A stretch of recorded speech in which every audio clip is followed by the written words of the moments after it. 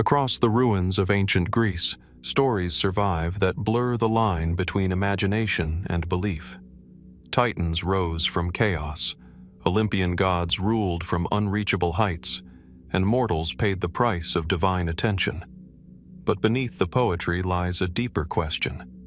What inspired these visions, and why do they still feel alive? We trace every origin, every myth, every shadow that shaped a world of gods and monsters. So sit back, relax, and let's dive in. In the earliest strands of Greek cosmological thought, before gods took shape and before time itself was measured in human terms, there existed only what ancient poets called chaos. Not chaos in the modern sense of disorder or destruction, but a vast, indefinite void, an immeasurable gap in which nothing had yet been distinguished, named, or formed. According to early sources such as Hesiod's Theogony, circa 8th century BC, this was the primordial condition of existence, an origin without structure, where potentiality existed without direction. To imagine this birth of chaos is to step into a conceptual darkness that predates both mythology and meaning. There was no earth, no sky, no sea, only an undefined expanse that could neither be seen nor fully comprehended. Ancient Greek thinkers did not describe it as emptiness in the modern scientific sense, but rather as a yawning space, a gap that preceded all differentiation. In this void, existence had not yet divided into opposites, light and dark, land and water, life and death. From this undefined beginning, early Greek cosmogony begins its careful unfolding. Chaos is not merely absence, but a generative condition. It is from this first state that the earliest fundamental entities emerge. Among them, Gaia, Earth, takes form as the stable foundation beneath all things. She represents solidity and permanence, a contrast to the formless openness of chaos. Alongside her, Tartarus emerges, a deep and shadowed abyss associated with the lower reaches of existence, and Eros, the force of attraction and generative connection, appears as a principle that drives union and creation. These early figures are not gods in the later Olympian sense, but primordial forces, abstract yet personified expressions of natural principles. Their emergence marks the first transition from undifferentiated existence into structured reality. In this sense, the birth of chaos is less about creation from nothing, and more about the gradual unfolding of distinguishable forms from an original, unified condition. As oral tradition developed and was eventually recorded, poets like Hesiod organized these ancient ideas into a genealogical framework. Chaos stands at the beginning not as a character with intention, but as a necessary starting point. From it, a sequence of generations unfolds, leading to the sky, Uranus, the sea, and the complex family of divine beings that would later populate Greek myth. Each stage represents increasing definition.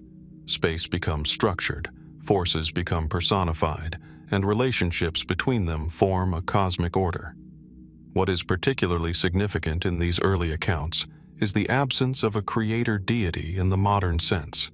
Instead, the universe appears as a process of emergence. Order does not arrive fully formed. It develops gradually out of a primordial condition that is neither ordered nor truly disordered, but simply undifferentiated.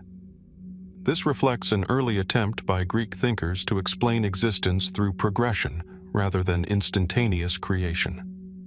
Later philosophical traditions would revisit chaos and reinterpret it in more abstract terms. For some pre-Socratic thinkers, it became a metaphor for the underlying substance of reality. For others, it represented a necessary conceptual boundary. What must exist before form can be recognized. In all interpretations, however, chaos remains foundational, not a destructive force, but the threshold from which all structure arises. Across centuries of retelling, the image of chaos shifted from mythic void to philosophical concept, yet its role remained constant. It is the silent beginning in the background of every story, the unshaped condition that makes shaping possible. And in the slow unfolding from chaos to cosmos, early Greek tradition captures one of humanity's most enduring questions. How does order arise from what cannot yet be defined? Before moving to the next mystery, if you love deep dives into mysteries like this, I put together an entire ebook dedicated to the hidden secrets of ancient Egypt. The Egypt they don't cover in school, don't show in museums, and don't explain in mainstream documentaries.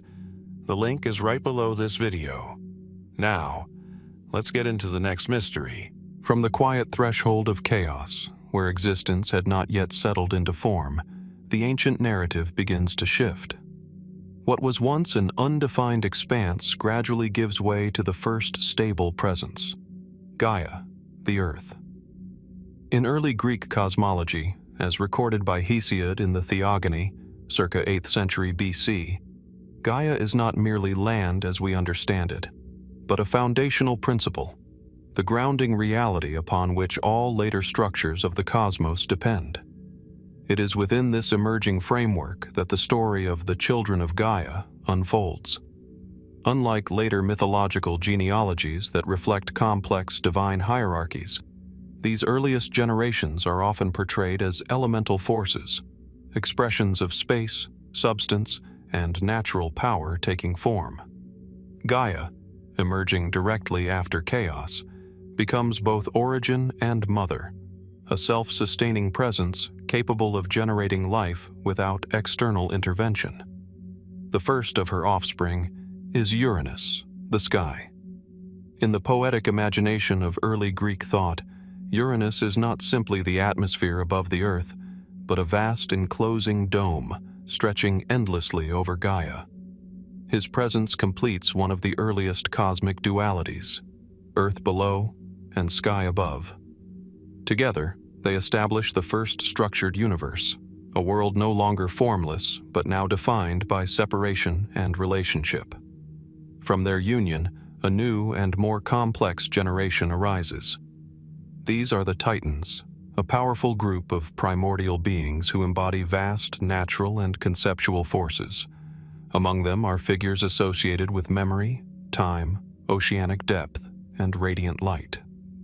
Their emergence reflects an early attempt to explain the multiplicity of the natural world through personified principles. In the mythological framework, they are not simply characters, but expressions of the world's expanding order. Alongside the Titans, Gaia also gives birth to other significant beings. The Cyclopes, often described in later tradition as singular-eyed craftsmen of immense strength, are associated in early sources with elemental craftsmanship and storm-like forces. Their presence suggests a symbolic connection to raw, untamed natural energy, later refined into structured creation.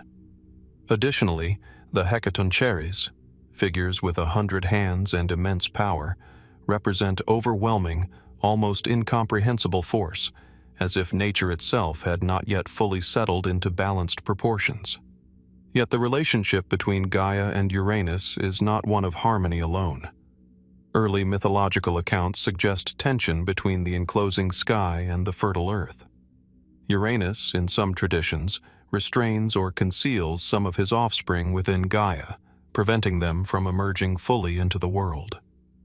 This act is not merely familial conflict, but can be understood as a symbolic representation of suppression within the natural order, potential forces contained before they can manifest. This tension becomes a defining moment in the mythic progression from chaos to cosmos. Gaia, now both mother and participant in cosmic imbalance, becomes associated with both creation and resistance. Her role evolves from passive emergence to active agency, as she responds to the constraints placed upon her children. This dynamic reflects a broader ancient attempt to understand change itself, not as a smooth unfolding, but as a process shaped by friction, restraint, and eventual transformation. Within this evolving narrative, the Children of Gaia represent more than genealogy. They form the first structured layers of existence, forces that will later influence the development of divine order, natural cycles, and human understanding of the world. The Titans, in particular, become central figures in later mythological struggles, but at this stage they exist primarily as embodiments of cosmic principles rather than individualized personalities. As these early generations expand, the universe described by Greek tradition becomes increasingly structured. What began as chaos has now developed into a layered cosmos, earth, sky, and the powerful beings born between them. Each generation adds definition, turning the undefined into a complex and interconnected system of forces. Yet even in this early phase, stability remains incomplete. The relationships between these primordial entities are marked by tension and imbalance, suggesting that order is still in the process of formation. The world is no longer void, but it is not yet fully settled into the structured hierarchy that will later define Olympian mythology. As the early cosmos continued to take shape, the fragile balance between Gaia and Uranus grew increasingly unstable. What had begun as the first structured relationship in existence, earth beneath and sky above, gradually transformed into a space defined by tension. In the ancient Greek tradition preserved by Hesiod in the Theogony, circa 8th century BC, this tension becomes the backdrop for one of the most significant turning points in primordial mythology, the overthrow of Uranus by his son, Cronus. Uranus, the vast sky that enclosed the world, is depicted as an overwhelming presence. His union with Gaia produces the first generations of cosmic beings, but also introduces strain into the developing order. According to early mythic accounts, Uranus prevents some of his children from emerging fully into existence, forcing them back into the depths of Gaia. This act is often interpreted by scholars as a symbolic representation of suppression within early cosmological thought, the idea that emerging forces or potentials are being held back by an older, dominating structure. For Gaia, this ongoing concealment becomes unbearable. In the narrative tradition, she experiences both the burden of creation and the pain of confinement as her children remain trapped within her body. This tension sets the stage for a turning point not driven by chaos, but by accumulated imbalance within the first family of existence. From Gaia's resolve emerges a plan to challenge Uranus.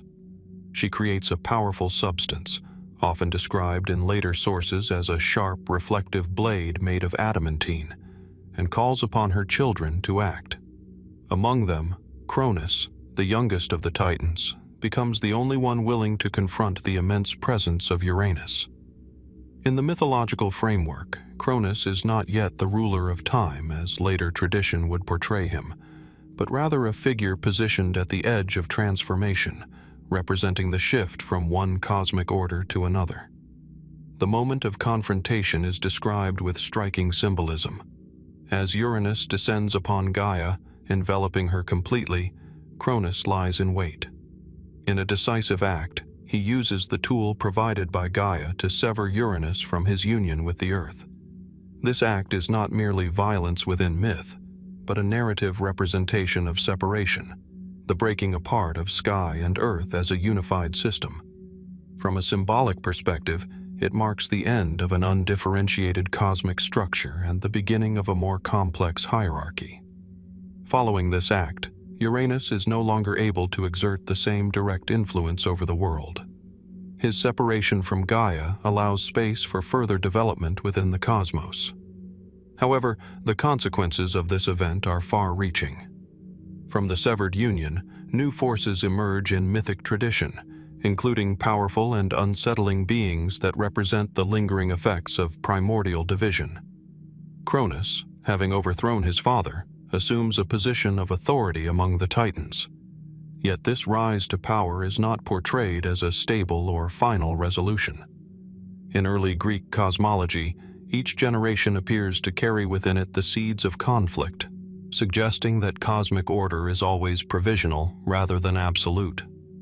The act of overthrowing Uranus establishes a recurring pattern within mythological tradition, the succession of generations through conflict and displacement.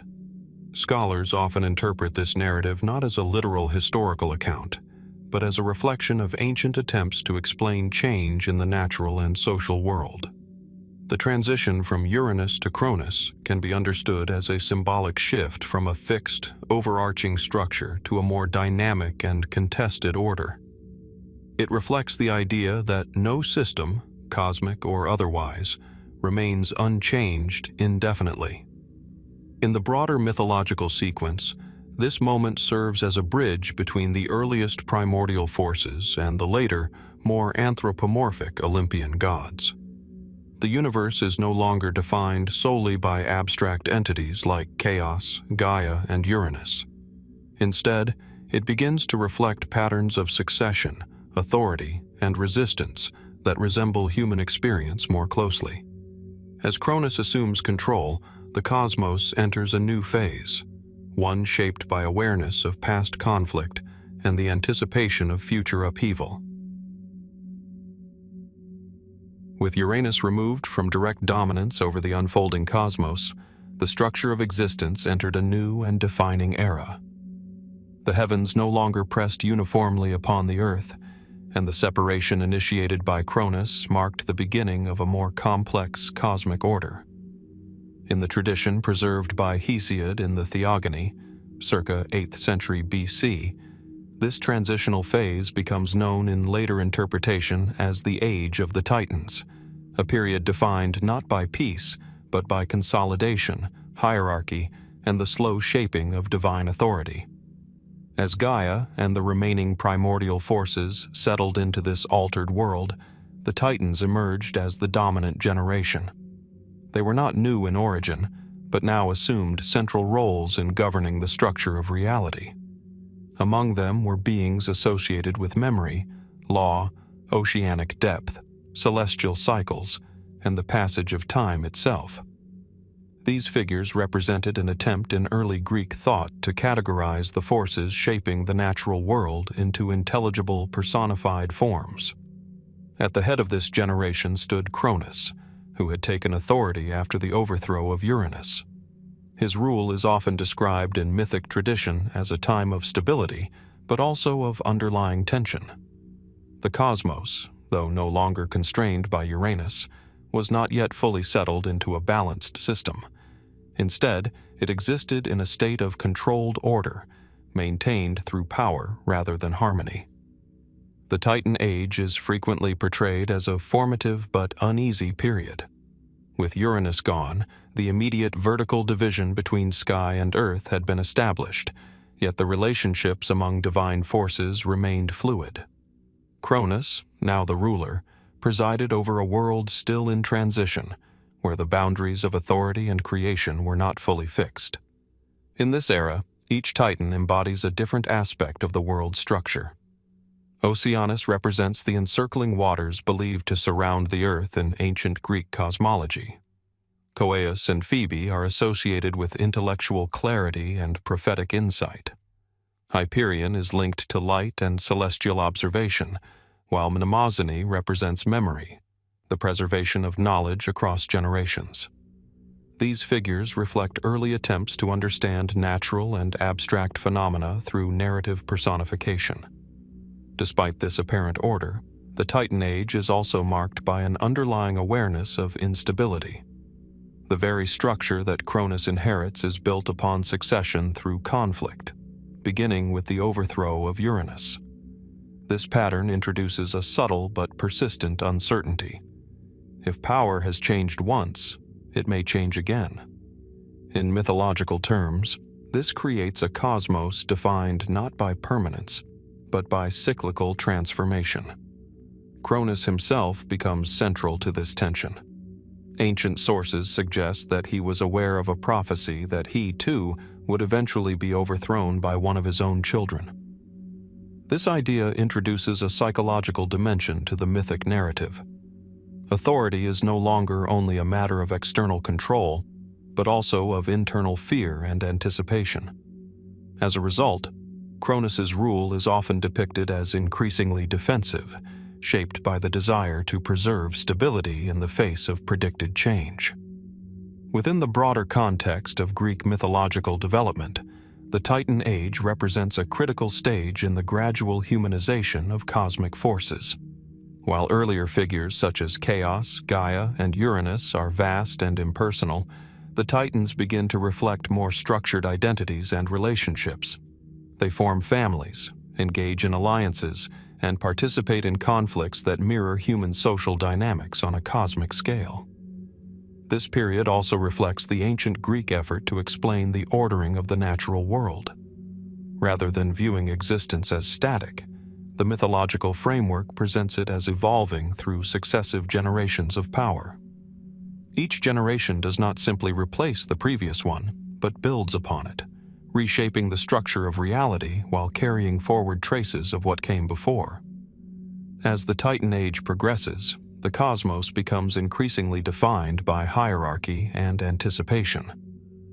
The foundations laid during the overthrow of Uranus now support a complex system of divine authority, but one that remains inherently unstable. Beneath the surface of order, the possibility of further transformation continues to grow, setting the stage for the next major shift in the unfolding mythological narrative. As the Titan Age continued under the rule of Cronus, the cosmos carried an increasing sense of tension beneath its structured surface. What had once been a world shaped by the overthrow of Uranus had now settled into a fragile hierarchy, one maintained through authority, but shadowed by uncertainty. Within this carefully balanced order, a new turning point began to emerge, one centered on the birth of Zeus. In the mythological tradition recorded by Hesiod in the Theogony, circa 8th century BC, Cronus receives a prophecy that mirrors the fate of his own father. He is destined to be overthrown by one of his children. This foreknowledge reshapes his rule. Rather than allowing succession to unfold naturally, Cronus responds by attempting to prevent it entirely. Each time Rhea, his consort, gives birth, he swallows the newborn child, absorbing them into himself and denying the next generation the opportunity to rise. This cycle of concealment creates a profound rupture within the divine household. The children, Hestia, Demeter, Hera, Hades, and Poseidon, are not destroyed, but contained, held within Cronus as living forces without expression. In symbolic terms, this reflects a cosmos in which generational change is suppressed, and natural progression is interrupted by the fear of displacement. Rhea, witnessing the repeated loss of her children, becomes determined to break this cycle. When she is about to give birth to her youngest child, she seeks counsel from Gaia and Uranus, the primordial figures whose influence still echoes through the structure of the world. Their guidance leads her to a hidden location away from the center of Titan authority, often described as the island of Crete in later tradition, though the myth itself emphasizes secrecy and separation rather than geography. It is here, in concealment, that Zeus is born. Unlike his siblings, whose arrivals are immediately intercepted by Cronus, Zeus enters existence in a space removed from his father's reach. In place of the newborn child, Rhea presents Cronus with a swaddled stone, which he swallows without suspicion. This act marks a pivotal divergence in the mythological sequence. For the first time since Cronus's rise to power, a generation is allowed to survive outside his control. Zeus's early life is depicted as one of hidden growth and gradual maturation. Raised in secrecy, he exists outside the direct influence of the Titan order, yet remains intrinsically connected to it. In later interpretations, his upbringing is often associated with protective figures and nurturing forces of nature, emphasizing the idea that new power requires distance from established authority in order to develop independently. From a scholarly perspective, the narrative of Zeus's birth can be understood as part of a broader mythological pattern in which succession is both inevitable and resisted. The attempt by Cronus to prevent generational change reflects an ancient conceptual struggle between permanence and transformation. Zeus, as the concealed child, embodies the principle of deferred emergence, the idea that what is suppressed does not disappear, but instead gathers strength outside the reach of existing structures. As Zeus grows, the tension within the cosmic order continues to build. The Titan Age, already marked by the legacy of Uranus's overthrow, now contains a second latent challenge to authority. Unlike the earlier transition, however, this new development unfolds in secrecy rather than open conflict. The cosmos is no longer defined solely by visible hierarchies, but also by hidden potential waiting beneath the surface of established power. In this way, the birth of Zeus does not immediately disrupt the existing order, but it fundamentally alters its trajectory. The Titan regime continues to function outwardly as a stable system, yet it now contains within itself the seed of its own transformation. Every action taken by Cronus to preserve control becomes, paradoxically, part of the conditions that will eventually enable change. Within the broader structure of Greek mythological tradition, this moment represents a critical threshold. The generational cycle that began with chaos and passed through Gaia, Uranus, and Cronus now prepares for another shift. Zeus stands not yet as ruler, but as a latent force within the system, one whose emergence will redefine the balance of power that has governed the cosmos since the earliest stages of creation. As Zeus grows in concealment, far removed from the reach of Cronus, the Titan Age begins to enter its most unstable phase. What once appeared as a structured and enduring order now carries within it the weight of its own contradictions. The cosmos, shaped by successive acts of succession and suppression, approaches another decisive turning point. In the tradition preserved by Hesiod in the Theogony, circa 8th century BC, this confrontation becomes known as the Titanomachy, the great war between the Titans and the emerging Olympian forces. The setting of this conflict is not a single battlefield, but the entire structure of the cosmos as understood in early Greek cosmology. On one side stands Cronus, ruler of the Titans, supported by a generation of primordial beings who had long held dominion over the ordered world. On the other side, Zeus gathers those who had been hidden, displaced, or aligned against Titan authority. The struggle is not merely a dispute over power, but a fundamental reconfiguration of cosmic order itself. When Zeus finally emerges from concealment, the balance that had been maintained under Cronus begins to fracture.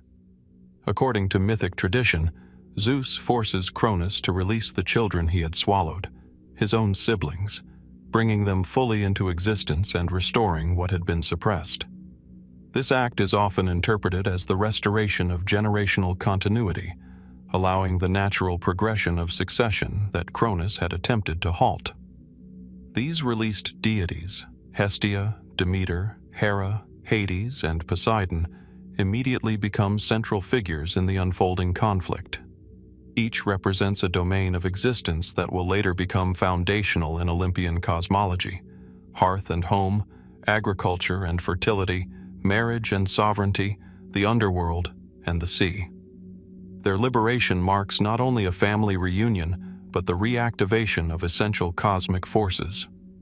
As the opposing sides consolidate, the Titanomachy unfolds as a prolonged and overwhelming struggle. The Titans, based traditionally on Mount Othrys, represent the established order of the previous generation. Zeus and his allies, often associated with Mount Olympus in later tradition, embody a new and rising structure of authority.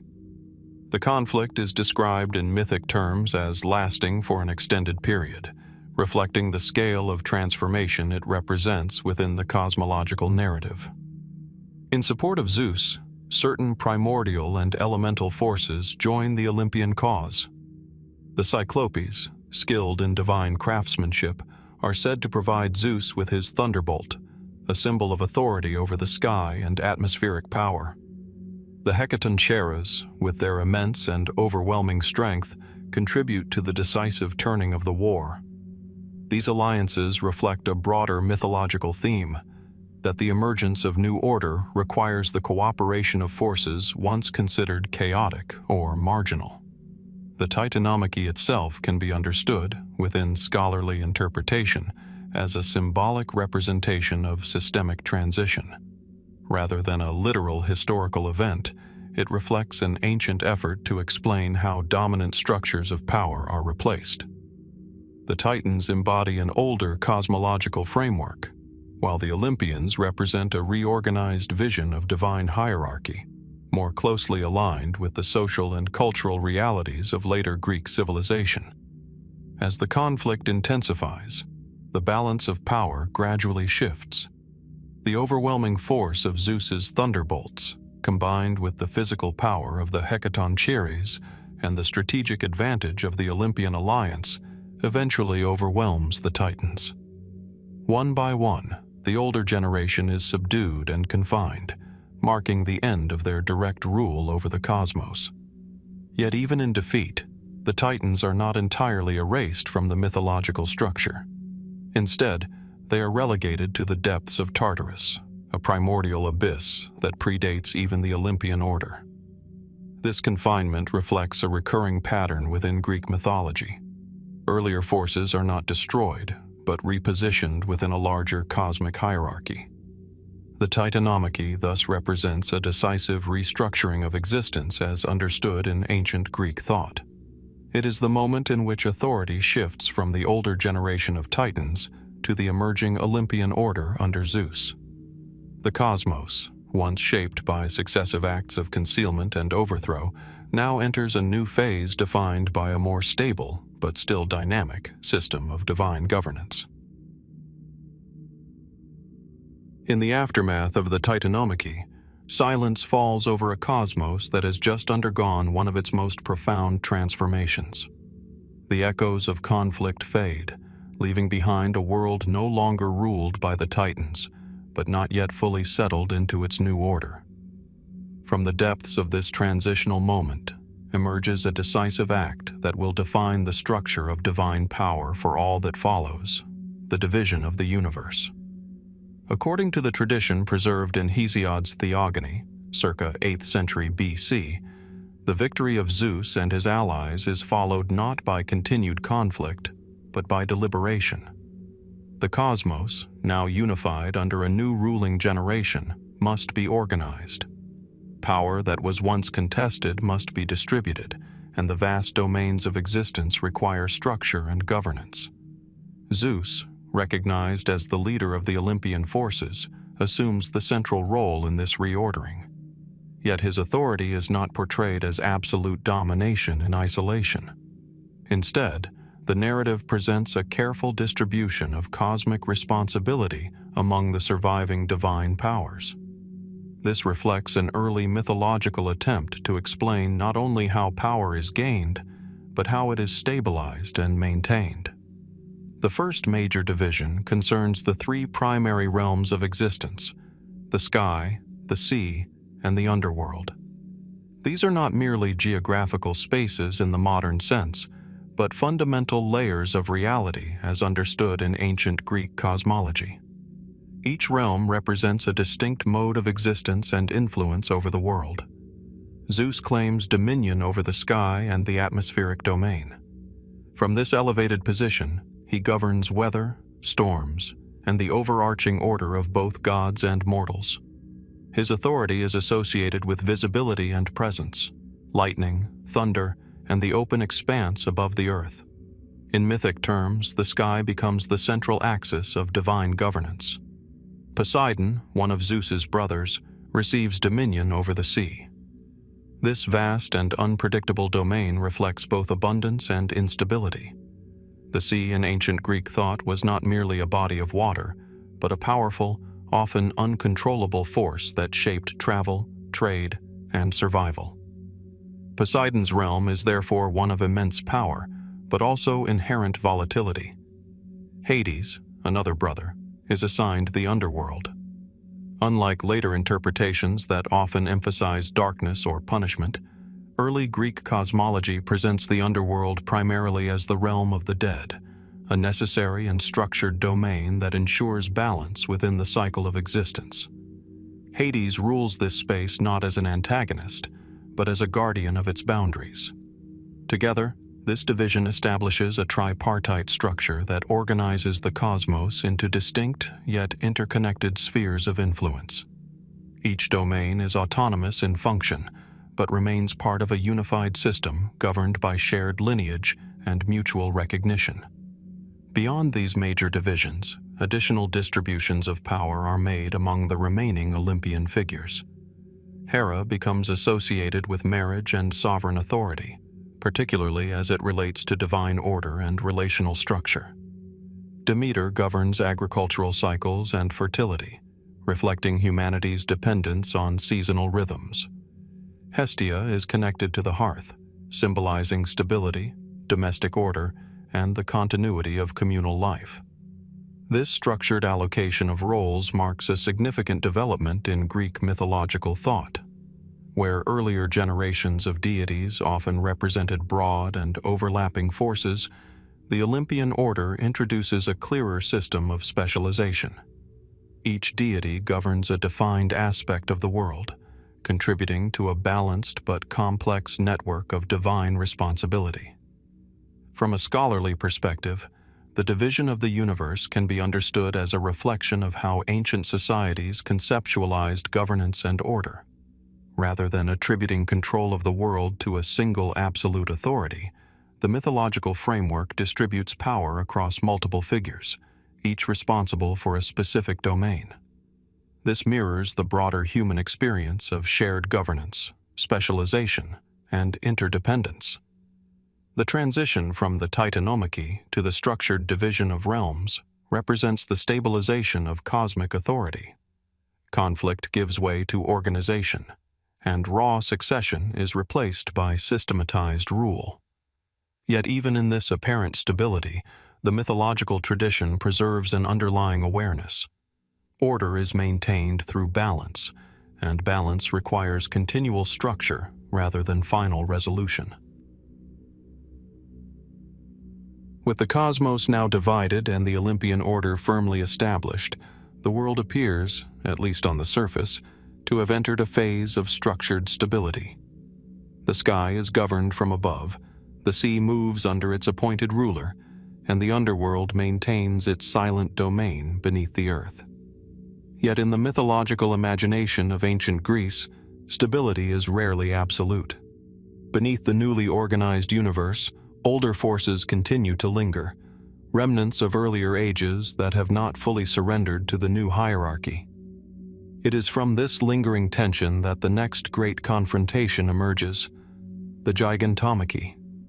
In the tradition preserved by later Greek authors drawing on archaic sources, the Gigantomachy is described as a vast and violent struggle between the Olympian gods and the giants, beings born from the blood of Uranus after his overthrow. In Hesiod's Theogony, circa 8th century BC, these figures are not simply chaotic monsters, but powerful earth-born entities associated with the deep, enduring forces of the natural world. They represent a different kind of challenge from the Titans, less a rival generation of divine rulers, and more a manifestation of raw, untamed power rooted in the earth itself. The setting of this conflict is the entire structured cosmos that has just been divided among Zeus and the Olympians.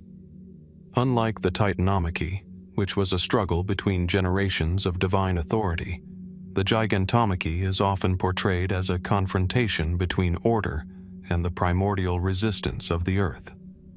Gaia, still a central figure in mythic tradition, is sometimes described as responding to the fate of her earlier children by giving rise to the giants. Whether interpreted literally or symbolically, this act reflects a recurring theme in Greek cosmology. Each attempt to establish order generates new forms of resistance. The giants themselves are depicted in later artistic and literary tradition as immense, formidable beings, often associated with extraordinary strength and near invulnerability. However, in early sources, they are less individualized and more representative of collective force.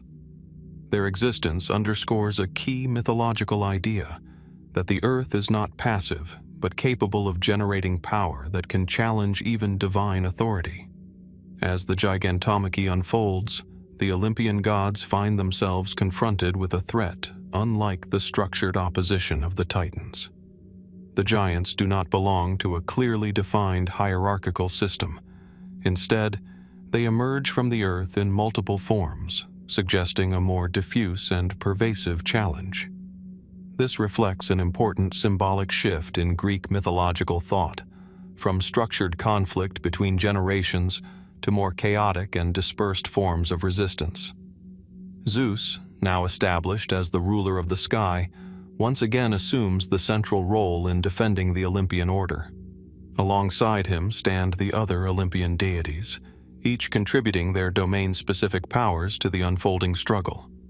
Athena, associated with strategic intelligence and measured action, plays a particularly significant role in later artistic depictions of the conflict. Her involvement emphasizes that the Gigantomachy is not only a physical confrontation, but also a struggle requiring planning, coordination, and strategic balance.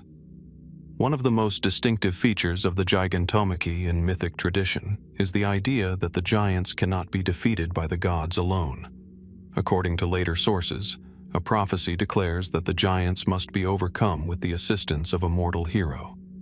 This introduces a crucial development in Greek mythological structure, the integration of human agency into divine conflict. The boundary between gods and mortals becomes more porous, suggesting that the stability of the cosmos depends not only on divine power, but also on human participation. Heracles, the most prominent hero in Greek mythology, is often identified as the mortal figure who assists the Olympians. His involvement symbolizes the bridging of two worlds, the divine and the human, and reinforces the idea that cosmic order requires cooperation across different levels of existence. In this framework, humanity is no longer merely a passive observer of divine affairs, but an active participant in maintaining balance within the universe. The battle itself is described in later artistic and literary sources as taking place across multiple regions of the known world. This geographic expansiveness reflects the symbolic nature of the conflict. The Gigantomachy is not confined to a single location, but represents a universal struggle between competing forces. The earth rises in opposition, the sky responds with divine force, and the entire cosmos becomes the stage for this confrontation. From a scholarly perspective, the Gigantomachy can be interpreted as a reflection of ancient Greek attempts to explain the persistence of disorder within an ordered system. Even after the establishment of Olympian rule, the world remains subject to disruption, change, and resistance. The giants embody these unresolved tensions, forces that cannot be fully eliminated, only contained or integrated into a broader structure. As the Olympians gradually gain the upper hand, the narrative emphasizes not only their strength, but also their ability to coordinate diverse powers. The defeat of the giants is not portrayed as a simple annihilation, but as a restoration of balance. The Earth's resistance is subdued, and the Olympian order reasserts its structure across the cosmos. Yet, as with earlier mythological transitions, the Gigantomachy does not represent a final resolution. Instead, it reinforces a recurring pattern within Greek cosmology. Each new order must confront the enduring presence of older elemental forces. The universe, as depicted in this tradition. From a scholarly perspective, the Gigantomachy can be interpreted as a reflection of ancient Greek attempts to explain the persistence of disorder within an ordered system. Even after the establishment of Olympian rule, in the aftermath of the Gigantomachy, the cosmos once again settles into a fragile equilibrium. The Earth, having risen in resistance, is subdued. The giants, embodiments of raw and untamed terrestrial force, are no longer an active threat to the Olympian order. Yet even as their presence fades into the deeper layers of mythic memory, the universe they inhabit is not static. it is reorganizing itself, not through conflict alone, but through the gradual consolidation of divine authority into a central, elevated domain. It is within this evolving structure that Mount Olympus emerges as more than a physical landmark. It becomes the symbolic and narrative center of the new cosmic order. In Greek tradition, Mount Olympus is described as a towering, inaccessible peak rising above the mortal world, often shrouded in cloud and light. While later geography identifies it with a real mountain in northern Greece, mythologically it functions less as a specific location and more as a conceptual axis between realms. It is the meeting point between the divine and the structured cosmos, a stable, elevated domain from which order is observed and maintained. Following the defeat of the giants, the Olympian gods require a permanent seat of authority, an enduring center that reflects their dominance and unity. Unlike the earlier eras of chaos, Uranus, or the Titan dominion, where power was dispersed or contested, the rise of Olympus signals a shift toward consolidation. Authority is no longer scattered across competing generations, but gathered into a defined hierarchy under Zeus. Zeus, as the ruler of the sky, naturally assumes the central position within this new structure. From Olympus, he governs not only atmospheric phenomena, but also the broader balance of divine and mortal affairs. Yet Olympus is not solely his domain. It becomes the shared residence of the Olympian pantheon, each deity assigned a place within a structured divine community. This collective residence marks a significant development in Greek mythological thought. Earlier divine generations, such as the Titans, are often depicted as operating within loosely defined regions or abstract domains. In contrast, the Olympians are unified in a single elevated space. This physical and symbolic proximity reflects a more organized conception of divine governance, one in which authority is centralized, coordinated, and visibly structured. The rise of Olympus also reflects a deeper transformation in how ancient Greek culture conceptualized the relationship between order and space. In earlier mythic phases, cosmic structure is defined by vertical separation. Chaos gives way to Gaia and Uranus, then to the layered domains of Titans and primordial forces. With Olympus, this vertical structure becomes refined into a hierarchical system with a clearly defined apex. The mountain becomes the point from which order radiates downward into the world. Within this new divine residence, each Olympian god assumes a distinct role that contributes to the maintenance of cosmic stability. Zeus oversees justice, weather, and the enforcement of divine order. Hera governs marriage and the stability of relational bonds. Poseidon controls the seas and earthquakes, forces that remain powerful and unpredictable even under structured rule. Hades, while not typically residing on Olympus itself, remains part of the broader divine system as the ruler of the underworld. Together, these figures form a coordinated system of governance that reflects both specialization and interdependence. Athena, associated with wisdom and strategic thought, occupies a particularly important role within the Olympian framework. Her presence symbolizes the integration of intelligence and foresight into the maintenance of order. Apollo and Artemis, connected with light, prophecy, and natural cycles, further reinforce the idea that Olympus is not only a political center, but also a focal point of cosmic knowledge and rhythm.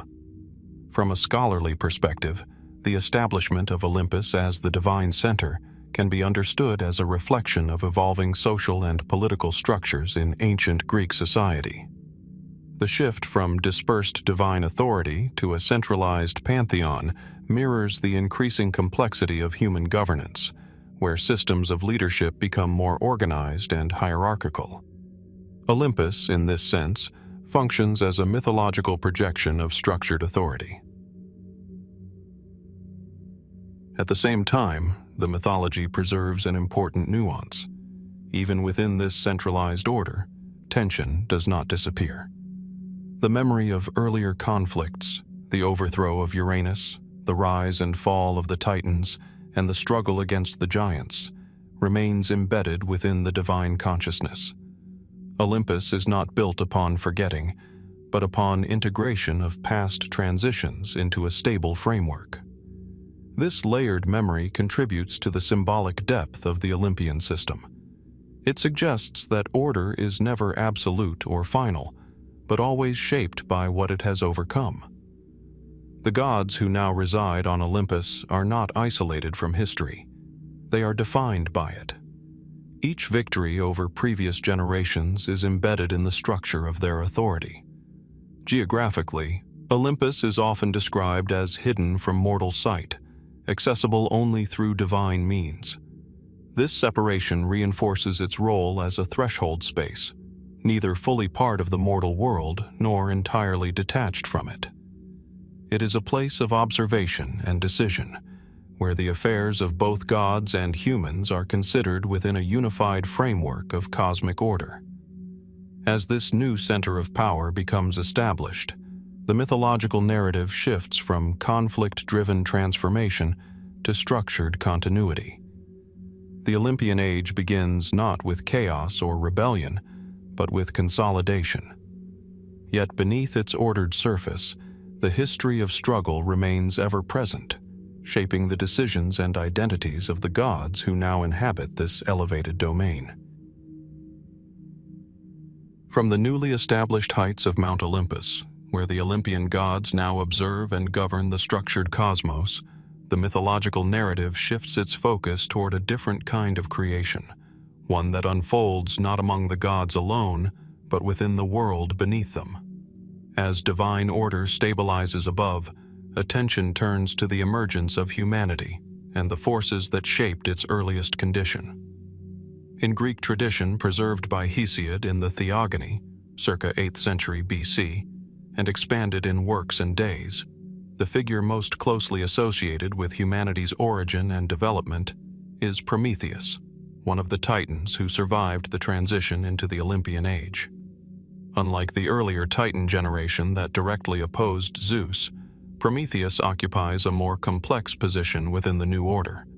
He is neither fully aligned with the Olympians nor entirely separated from them, but exists at the boundary between divine authority and emerging human experience.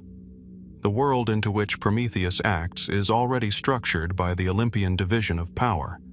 The sky, sea, and underworld are governed by Zeus, Poseidon, and Hades, while Olympus itself functions as the central seat of divine coordination.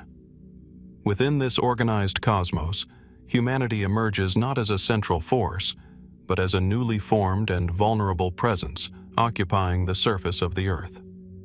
According to mythic tradition, early humanity is shaped through a process that involves both cooperation and conflict among divine beings. Prometheus is often described as a figure of foresight, his name itself meaning forethought, and this characteristic defines his role in shaping human existence. Unlike other divine figures who operate strictly within the boundaries of Olympian authority, Prometheus demonstrates a sustained concern for the development and survival of humanity. In some traditions, humanity is formed from Earth itself, shaped into living beings through divine craftsmanship. Prometheus is closely associated with this act of formation, either as a direct creator or as a guiding force in the shaping of human form. This connection reinforces a recurring theme in Greek cosmology. Life emerges from the material world under the influence of divine intelligence, rather than through instantaneous or isolated creation. Once humanity exists, the question of its survival becomes central. The mythological narrative emphasizes that early humans exist in a fragile state, lacking the tools and knowledge necessary to thrive in a world governed by powerful natural forces and distant gods. It is within this context that Prometheus's most significant intervention occurs. He is said to have stolen fire from the gods and delivered it to humanity. In mythic symbolism, fire represents far more than physical flame. It is associated with technology, knowledge, craftsmanship, and the ability to transform the environment. By bringing fire to humans, Prometheus enables a fundamental shift in human development, from passive existence to active engagement with the world. This act, however, directly challenges the established order of Olympus. Zeus, as the ruler of divine law and cosmic balance, views the transfer of divine power to humanity as a violation of the boundaries that maintain order between gods and mortals. In the structure of Olympian cosmology, each realm has its designated limits, and the crossing of these limits introduces instability into the system. As a result, Prometheus becomes a figure of punishment as well as creation. According to later tradition, he is bound to a remote and desolate location, often described as a mountain at the edge of the known world. There, he is subjected to eternal torment, with his suffering renewed continuously. This punishment reflects not only divine retribution, but also the mythological tension between innovation and authority. The consequences of Prometheus's actions extend beyond his own fate. Humanity, now in possession of fire, begins to develop tools, language, and social structures that distinguish it from other forms of life within the mythological framework. This development is gradual but significant, marking the beginning of human civilization as understood in ancient Greek thought. At the same time, the Olympian response to humanity's new condition introduces additional layers of complexity.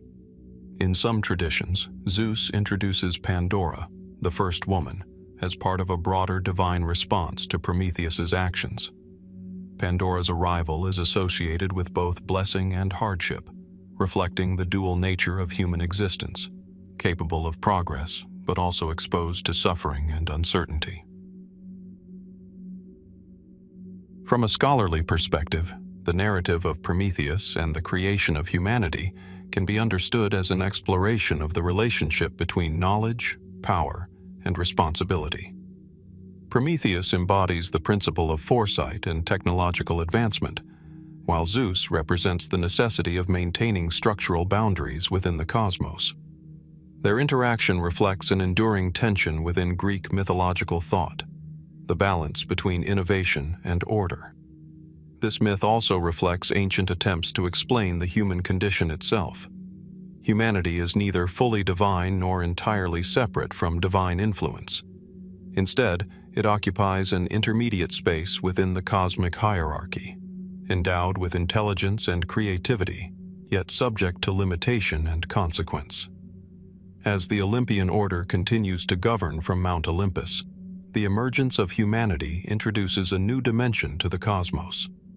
The universe is no longer defined solely by divine succession and interdivine conflict. It now includes beings who participate indirectly in its unfolding structure, shaped by divine actions but capable of shaping their own environment in return. Within this expanded framework, Prometheus stands as a pivotal figure. His actions link the divine and human realms, transforming the mythological cosmos into a shared space of interaction, consequence, and continual development. In the wake of Prometheus's defiance and the gift of fire bestowed upon humanity, the balance between gods and mortals enters a new and more complex phase. From the heights of Olympus, where Zeus and the Olympian order observe the unfolding consequences of divine-human interaction, a response begins to take shape, one that will alter the human condition itself. It is within this context that the figure of Pandora emerges in Greek mythological tradition, marking a turning point in the narrative of early humanity. In Hesiod's Works and Days, circa 8th century BC, Pandora is described as the first woman, crafted not by a single force, but through the collaboration of multiple divine powers. Her creation is not presented as a simple act of generation, but as a carefully constructed response to Prometheus's theft of fire. Each god contributes to her formation, embedding within her distinct qualities that together reflect both beauty and complexity. She is shaped with gifts that include grace, charm, and intelligence, but also traits that introduce ambiguity into the human world. From a mythological perspective, Pandora's arrival represents a shift in the structure of human existence. Until this point, humanity, though fragile and newly formed, exists without the full spectrum of experiences that define mortal life in later tradition. The introduction of Pandora changes this condition, embedding within human existence both potential and vulnerability. She is brought into the world bearing a sealed vessel, often later interpreted as a jar rather than a box in the original Greek tradition. This container is not simply an object, but a symbolic boundary between contained forces and the external world. Within it are elements that represent hardship, illness, labor, and suffering, conditions that had not yet fully entered human experience in a structured way. When Pandora's container is opened, these forces are released into the world. The narrative does not describe this moment as chaotic destruction, but rather as a gradual transformation of the human condition. Suffering, difficulty, and limitation become part of human life, no longer absent but integrated into its structure. In this sense, the myth does not portray these elements as external punishments alone, but as defining features of mortal existence. At the same time, one element remains within the container: hope. The presence of hope at the bottom of Pandora's vessel introduces a critical dimension to the narrative. It suggests that alongside hardship, humanity retains a persistent capacity for expectation, endurance, and continuation. In scholarly interpretations, this detail has been widely discussed, as it positions hope not as a remedy for suffering, but as a companion to it, existing within the same framework of human experience. The introduction of Pandora and the release of these forces into the world can be understood within the broader mythological context as a continuation of the tension introduced by Prometheus. His act of bringing fire to humanity expands human capability, while Pandora's arrival introduces the consequences of that expansion. Together, these narratives form a paired structure, one of empowerment and one of limitation. From a symbolic standpoint, the myth reflects an ancient attempt to explain the dual nature of human existence. Fire, associated with knowledge, technology, and progress, elevates humanity beyond its initial vulnerability. Pandora's presence, by contrast, introduces the awareness that such advancement is accompanied by complexity, labor, and uncertainty. The two figures are often interpreted not as opposing forces, but as interconnected elements within a single mythological framework. Within the Olympian order, Zeus's role in this sequence reflects the maintenance of cosmic balance. The punishment of Prometheus and the creation of Pandora are not isolated events, but part of a broader system of responses that preserve boundaries between divine and mortal realms. In this structure, knowledge and power are not denied to humanity, but regulated in ways that maintain the hierarchy of existence. As humanity adapts to its transformed condition, the narrative emphasizes gradual development rather than sudden change. The presence of hardship does not prevent human progress, but shapes it. Labor, illness, and struggle become defining aspects of mortal life, while hope provides continuity across generations.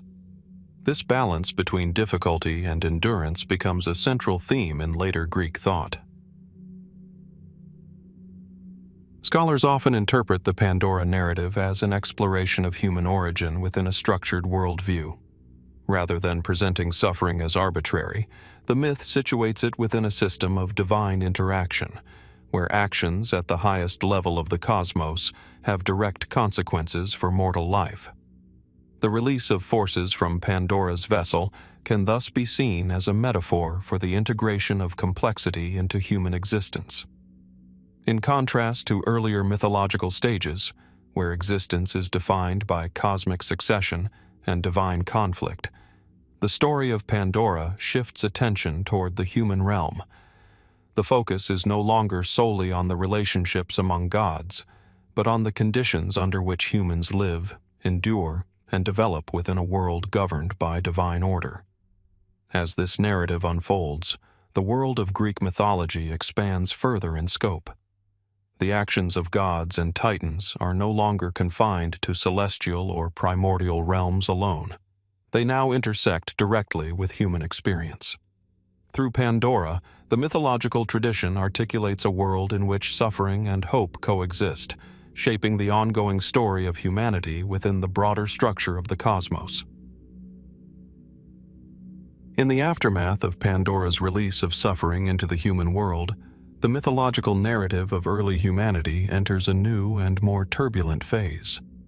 Human life, now shaped by labor, hardship, and the persistent presence of uncertainty, unfolds under the watchful order of the Olympian gods. Yet within this evolving world, ancient Greek tradition preserves another profound turning point, one that reflects both divine judgment and renewal: the Great Flood of Deucalion. In the accounts preserved by later Greek writers drawing on earlier archaic traditions, this flood is not presented as a random catastrophe, but as a deliberate act within the structured framework of divine governance. In Ovid's Metamorphoses, 1st century BC to AD period, though drawing on earlier Greek material, and in references connected to Hesiodic tradition, the flood is associated with Zeus's decision to reset the condition of humanity after a perceived moral decline. While interpretations vary across sources, the underlying mythic structure remains consistent. Humanity has reached a point of imbalance, and the cosmos responds through purification by water. The world before the flood is often described as increasingly corrupted or unstable. In mythological terms, this does not necessarily imply moral judgment in a modern sense, but rather a symbolic disruption of order between gods, humans, and nature. The same humanity that received fire from Prometheus and endured the consequences introduced by Pandora now exists in a state of accumulated tension, capable of civilization, yet also prone to disorder within the mythic framework.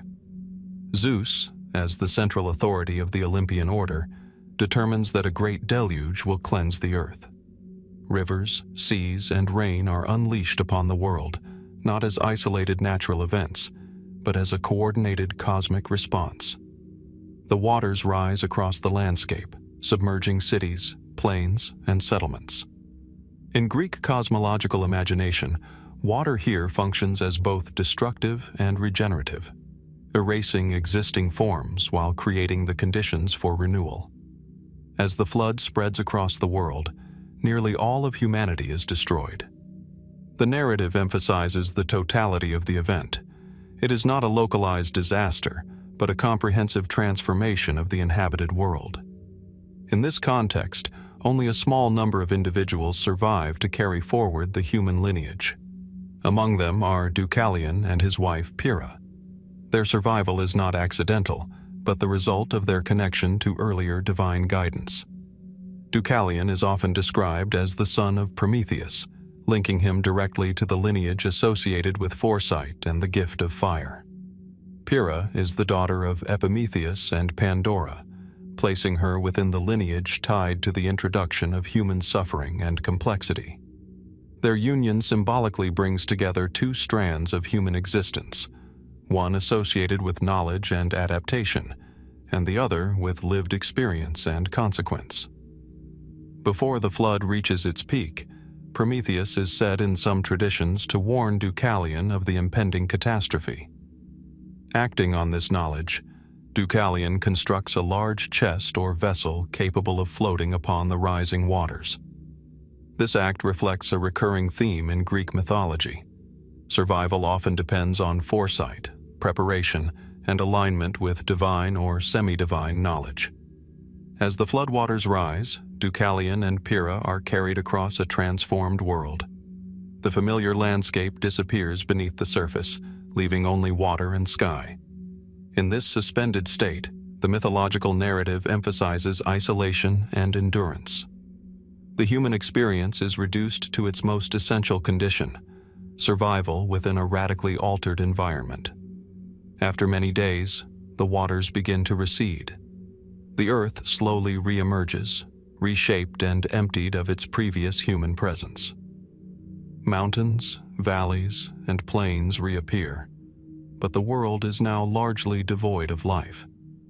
The flood has not only destroyed humanity, but has reset the conditions under which it can exist.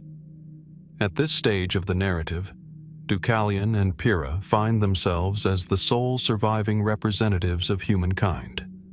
Faced with the absence of other people, they turn to the divine order for guidance.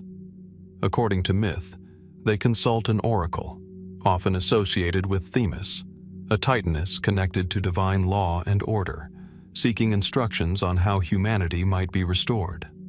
The oracle's response is symbolic rather than literal. They are instructed to throw the bones of their mother behind them. Interpreted within the mythological framework, this refers to the stones of the earth, Gaia being understood as the universal mother.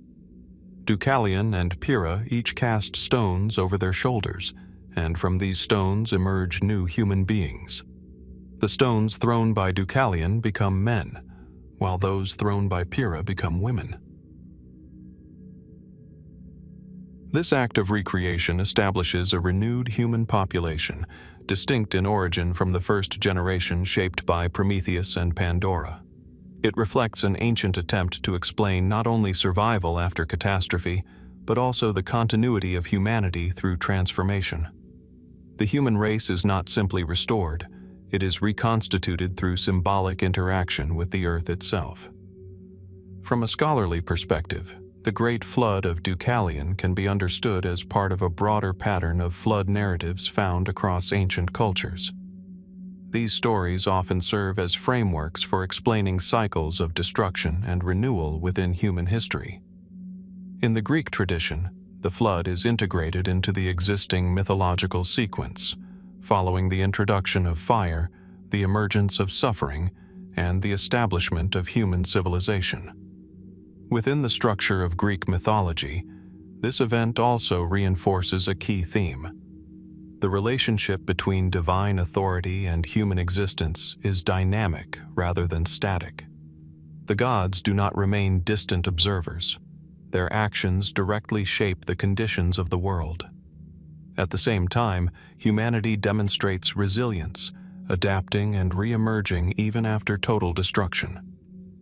The world that follows the flood is not identical to what came before. It is a renewed version of human existence, shaped by memory, loss, and continuity. Deucalion and Pyrrha become symbolic ancestors of a second humanity, one that carries forward the legacy of earlier generations while existing within a cleansed and restructured world.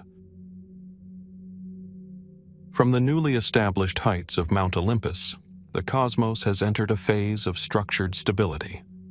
The Olympian gods now govern distinct domains, the Titan Age has receded into memory, and the world beneath divine order has taken on a more defined shape.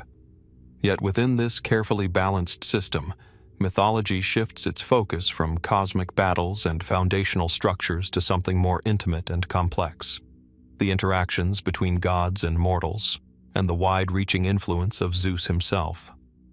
In the tradition preserved by Hesiod and later expanded by a long sequence of Greek and Roman authors, Zeus is not only the ruler of the sky and the enforcer of cosmic order, but also a figure deeply involved in the unfolding narrative of the world. His actions extend beyond governance, shaping genealogies, founding heroic lineages, and influencing the destinies of cities, families, and entire civilizations. The loves and adventures of Zeus are therefore not simply stories of personal relationships, but mythological expressions of how divine power interacts with the human world. Within Greek cosmology, Zeus occupies a unique position. As king of the gods, he maintains the stability of the Olympian order established after the Titanomachy and the division of the universe. Yet his authority is not detached or distant. Instead, he is frequently depicted as actively engaging with both divine and mortal realms, often in forms that reflect transformation, disguise, or symbolic intervention. These narratives illustrate a key feature of Greek mythological thought: divine influence is pervasive, flexible, and embedded within the fabric of lived reality. Many of Zeus's mythological encounters involve transformation, a recurring motif that reflects the fluid boundary between divine and mortal existence. In various traditions, he assumes different forms, natural, animal, or human, to interact with mortals. These transformations are not arbitrary, but serve narrative and symbolic purposes, often linking divine intervention to the origins of significant mythological figures or cultural lineages. One of the most well-known patterns within these stories is Zeus's role as a progenitor of heroic and semi-divine figures. Through his unions with mortal women and lesser divine beings, he becomes the source of numerous lineages that populate Greek mythological history. These offspring often occupy a liminal space between gods and humans, reflecting the intersection of divine influence and mortal experience. In this way, Zeus functions not only as a ruler, but also as a generative force shaping the structure of mythic history itself. From a scholarly perspective, these narratives can be understood as reflections of how ancient Greek society conceptualized authority, legitimacy, and origin.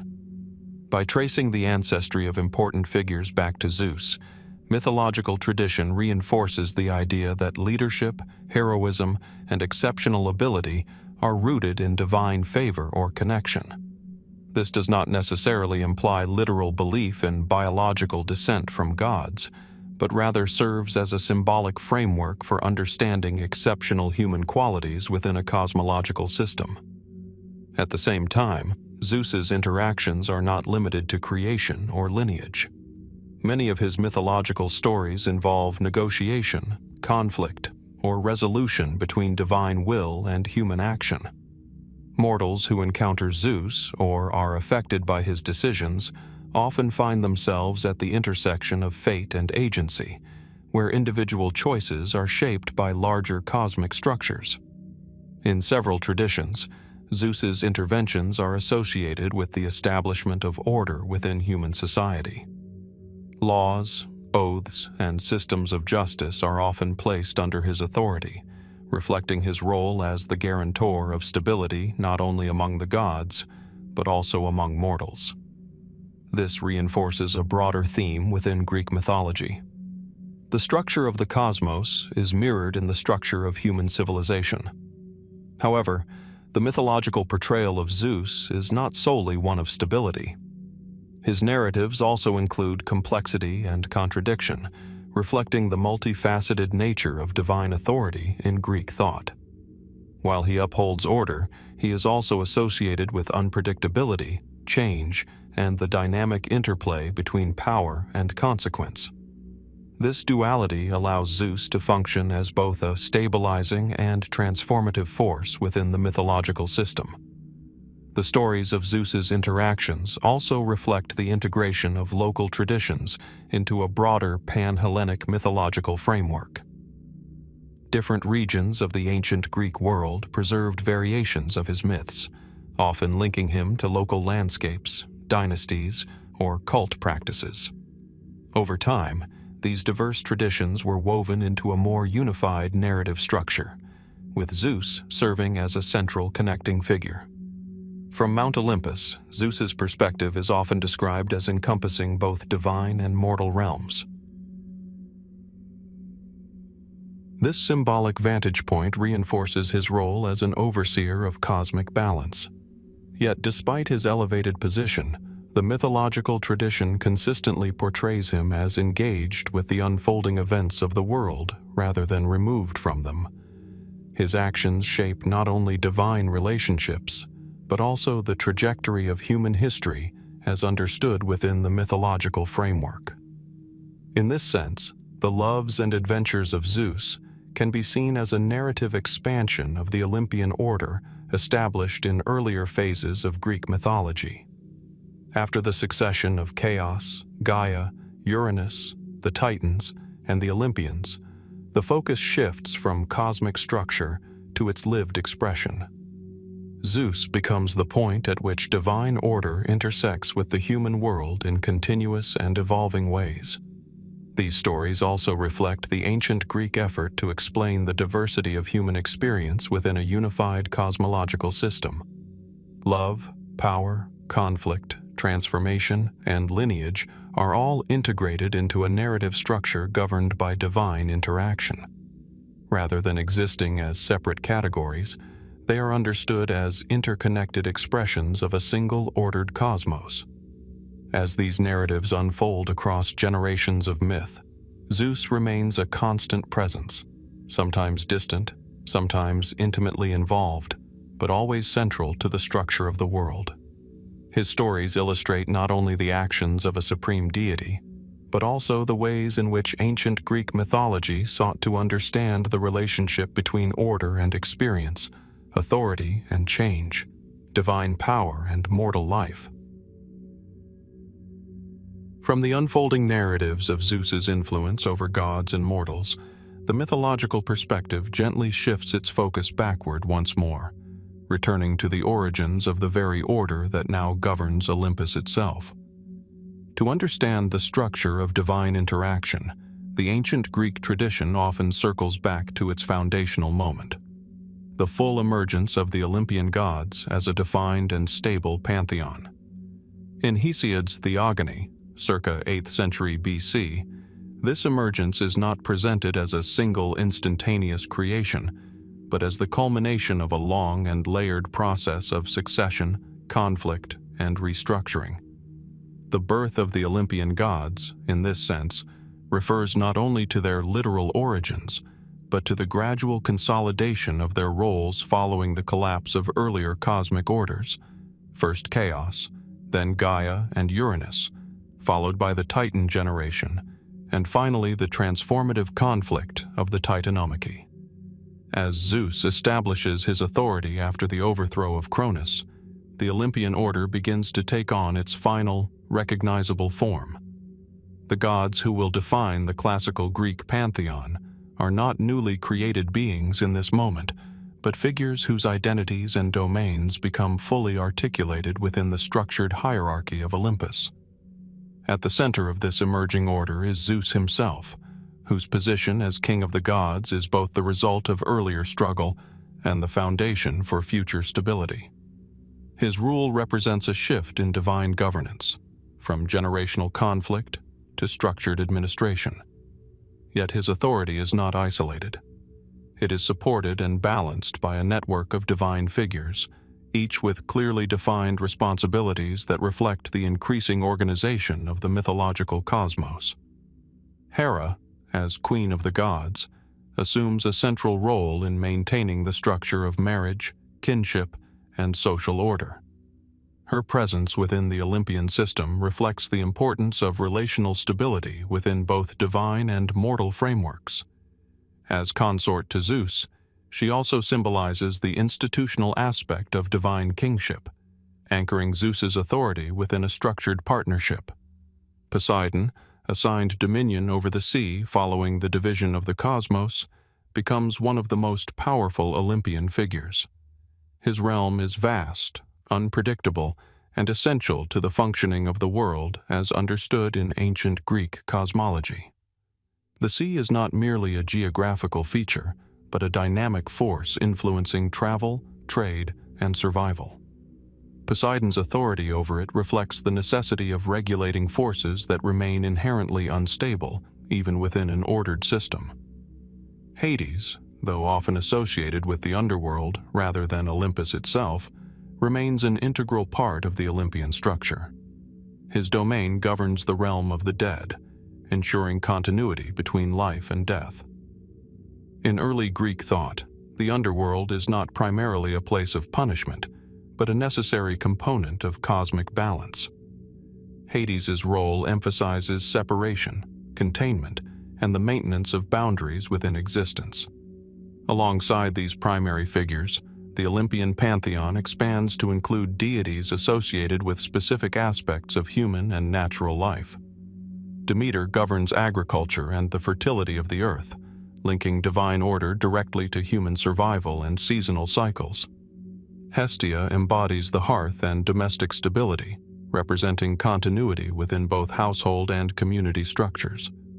These deities reflect the integration of everyday human experience into the broader cosmic framework. Athena, born in later myth from the head of Zeus, represents intelligence, strategic reasoning, and structured thought. Her emergence within the Olympian system symbolizes the elevation of wisdom and planning as essential components of divine governance. Apollo and Artemis, associated with light, prophecy, archery, and natural rhythms, extend Olympian influence into domains of order, perception, and cyclical time. From a scholarly perspective, the development of the Olympian gods can be understood as a reflection of increasing conceptual organization in ancient Greek religious thought. Earlier mythological layers, such as Chaos, Gaia, Uranus, and the Titans, are characterized by broad elemental forces that represent vast and undifferentiated aspects of existence. In contrast, the Olympian generation introduces specialization, hierarchy, and clearly defined roles. This transformation mirrors broader patterns observed in the development of early societies, where systems of governance gradually shift from dispersed authority toward more structured and hierarchical forms. The Olympian pantheon functions as a mythological reflection of this organizational evolution, presenting a cosmos in which power is distributed but coordinated under a central authority. Importantly, the birth of the Olympian gods should not be understood as a biological event occurring at a single point in time. Rather, it represents the final articulation of a long process of mythological development. The identities of these gods are shaped through successive narratives, regional traditions, and the integration of older divine figures into a unified system. Many Olympian deities also carry traces of earlier mythological layers. Elements of primordial forces and Titan characteristics persist within their identities, suggesting continuity rather than total replacement. This layered structure reflects a key feature of Greek mythology. Transformation does not erase the past, but reorganizes it within new frameworks of meaning. Within the structure of Olympus itself, the gods operate as a coordinated system rather than isolated powers. Decisions are made through interaction, negotiation, and hierarchical balance. Zeus remains the central authority, but his rule is maintained through the participation of other deities who govern specific domains of existence. This system establishes a stable yet dynamic cosmic order. Unlike earlier periods defined by succession and violent overthrow, the Olympian age is characterized by structured governance. However, this stability is not absolute. The memory of previous conflicts, the overthrow of Uranus, the fall of the Titans, and the suppression of the giants, remains embedded within the identity of the Olympian order. The birth of the Olympian gods, therefore, represents both an ending and a beginning. It marks the conclusion of a long sequence of cosmic transformations while establishing the framework for all subsequent mythological narratives. From Olympus, this divine system governs the world beneath, shaping not only the structure of the cosmos, but also the unfolding stories of gods, heroes, and mortals who exist within it. From the ordered heights of Mount Olympus, where the Olympian gods now maintain a structured and enduring governance over the cosmos, the mythological narrative once again shifts its focus downward, toward the world of mortals. Within this carefully balanced divine order, the influence of the gods is not confined to distant observation, but extends directly into human destiny. It is in this interconnected world of divine will and mortal struggle that one of the most enduring heroic figures of Greek mythology emerges: Perseus. In the tradition recorded by later ancient authors drawing on earlier mythic cycles, Perseus is presented as a mortal hero whose life is shaped from its very beginning by divine intervention.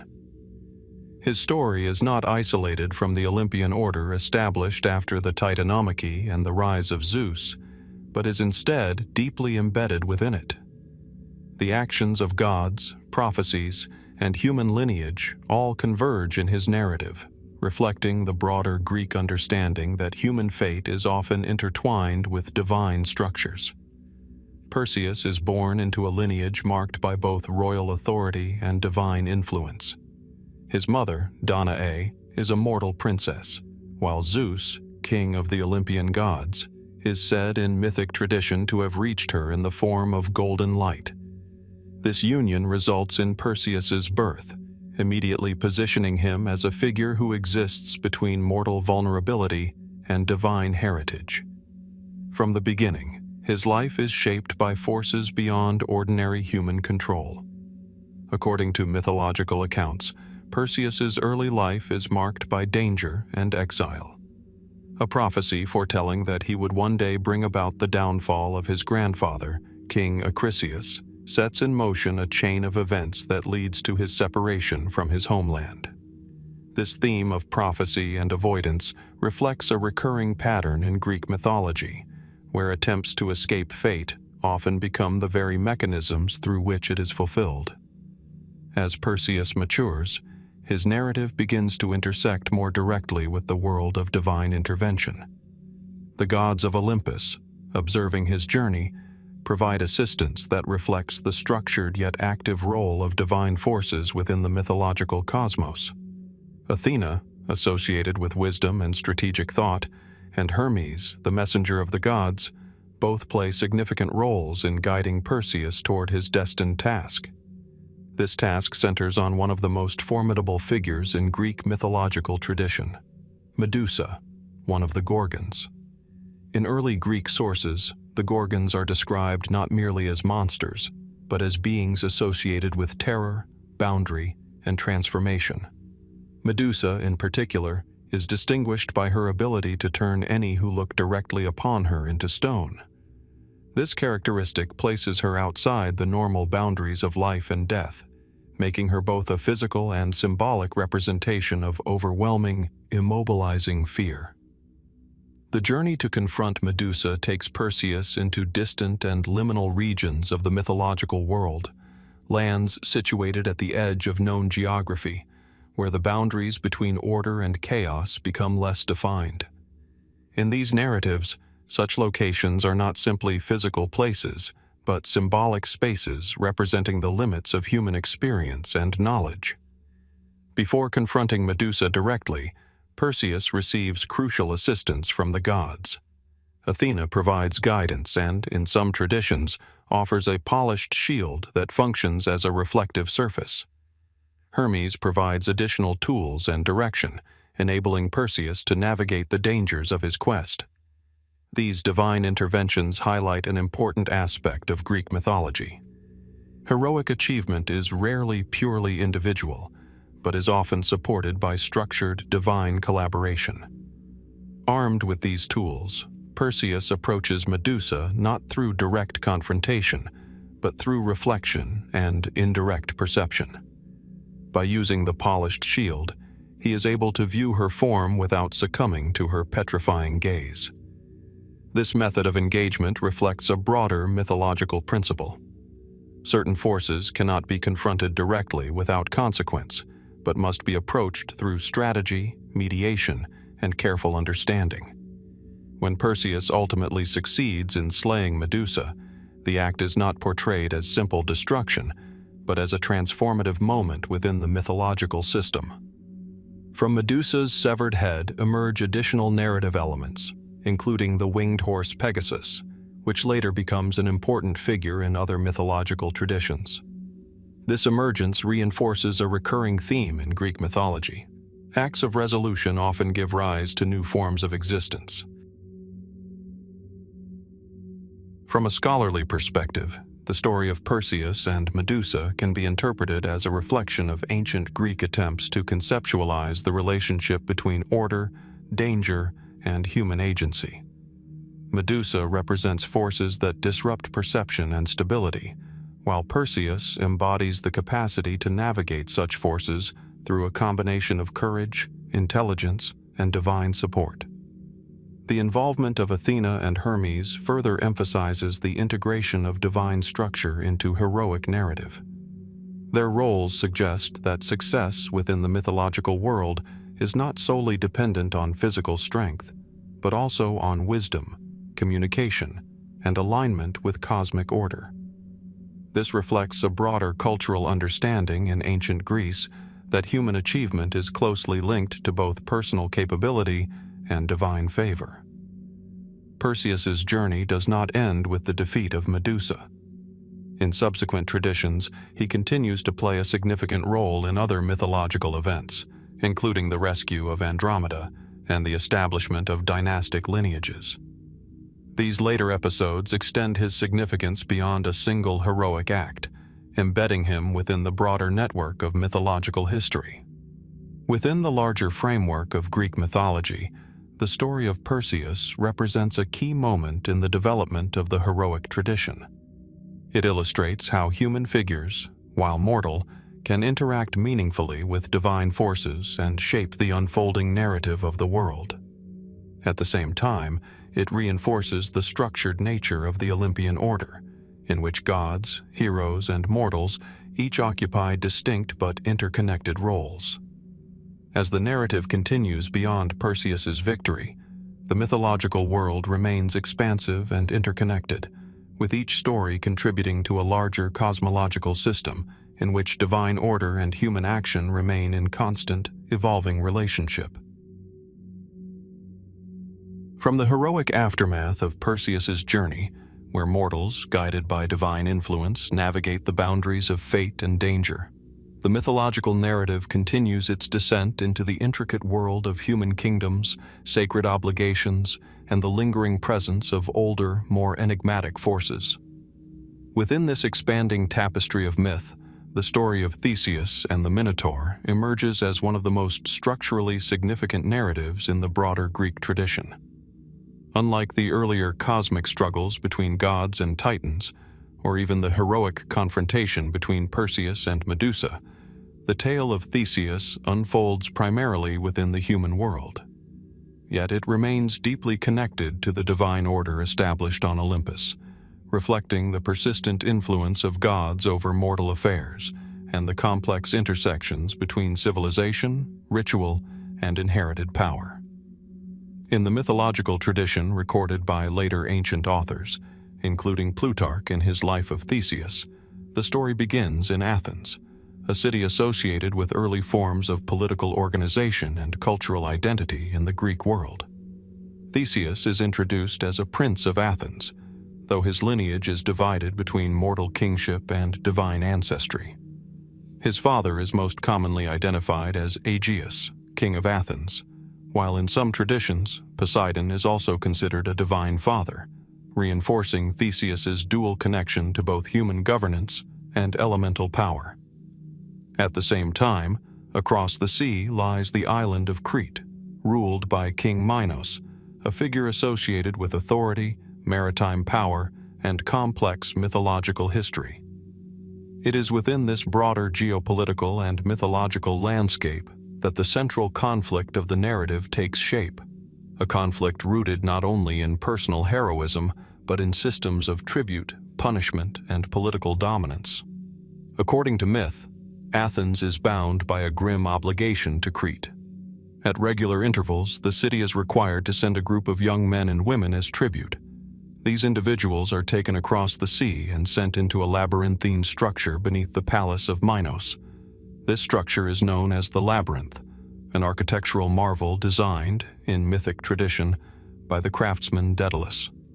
Its purpose is to contain the Minotaur, a creature described as part human and part bull, born from a union between the natural world and divine curse. The Minotaur itself occupies a symbolic space within Greek mythology. It is not simply a monster in the conventional sense, but a being that exists at the intersection of human and animal identity, order and chaos, civilization and primal force. Confined within the labyrinth, it represents both the consequences of divine disruption and the hidden dangers embedded within structured systems. The labyrinth, as a structure, is equally significant.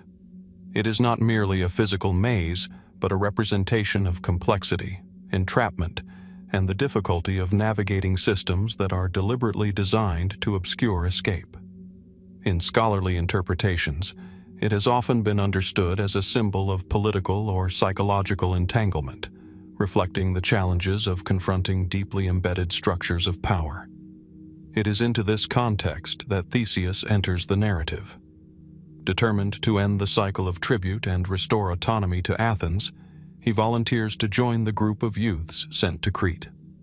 His decision reflects a broader mythological theme: the hero who willingly confronts systems of danger not for personal survival alone, but for collective liberation.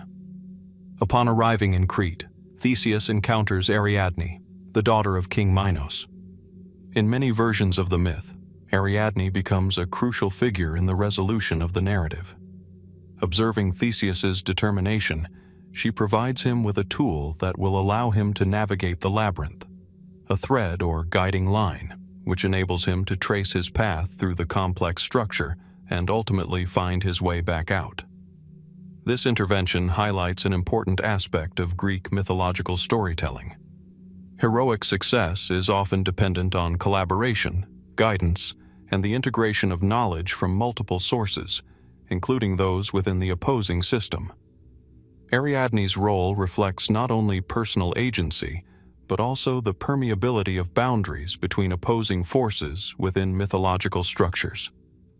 When Theseus enters the labyrinth, he does so not through brute force, but through strategy and navigation.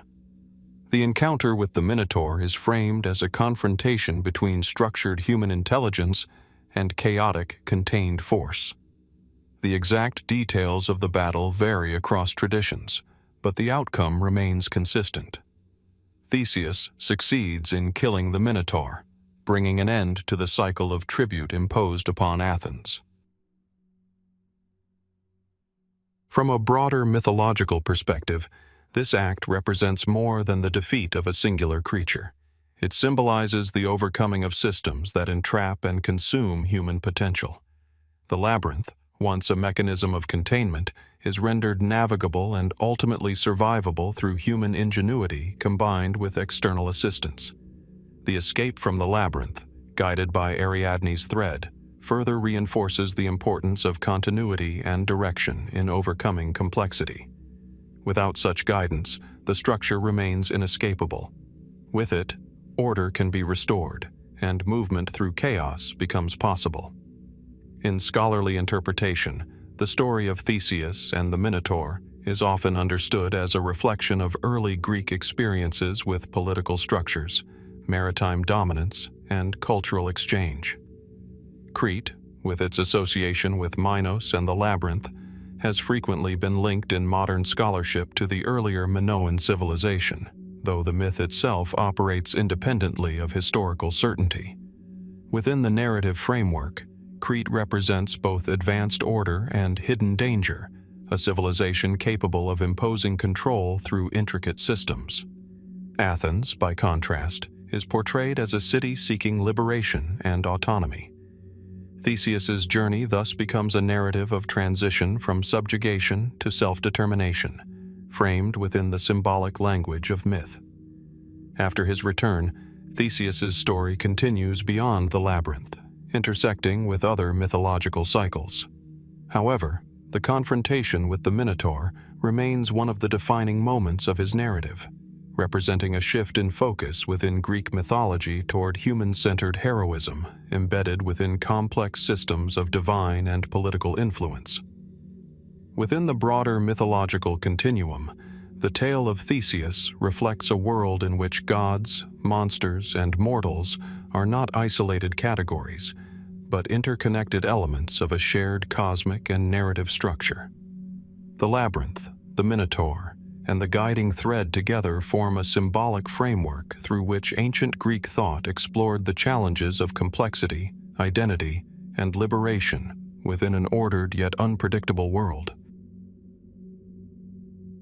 From the tragic silence that follows the story of Oedipus, where truth collapses identity and fate reveals itself not as escape, but as structure, the mythological narrative widens once again.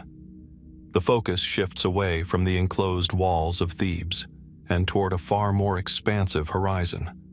The open sea, the edges of the known world, and the beginning of one of the most complex collective journeys in Greek mythology. It is here that the story of Jason and the Argonauts unfolds, not as a tale of a single fate, but as an interwoven expedition of many destinies moving together across uncertainty. In the tradition preserved most fully in Apollonius of Rhodes's Argonautica, 3rd century BC, Jason's narrative begins in Iolcos, a city tied to dynastic instability and contested kingship.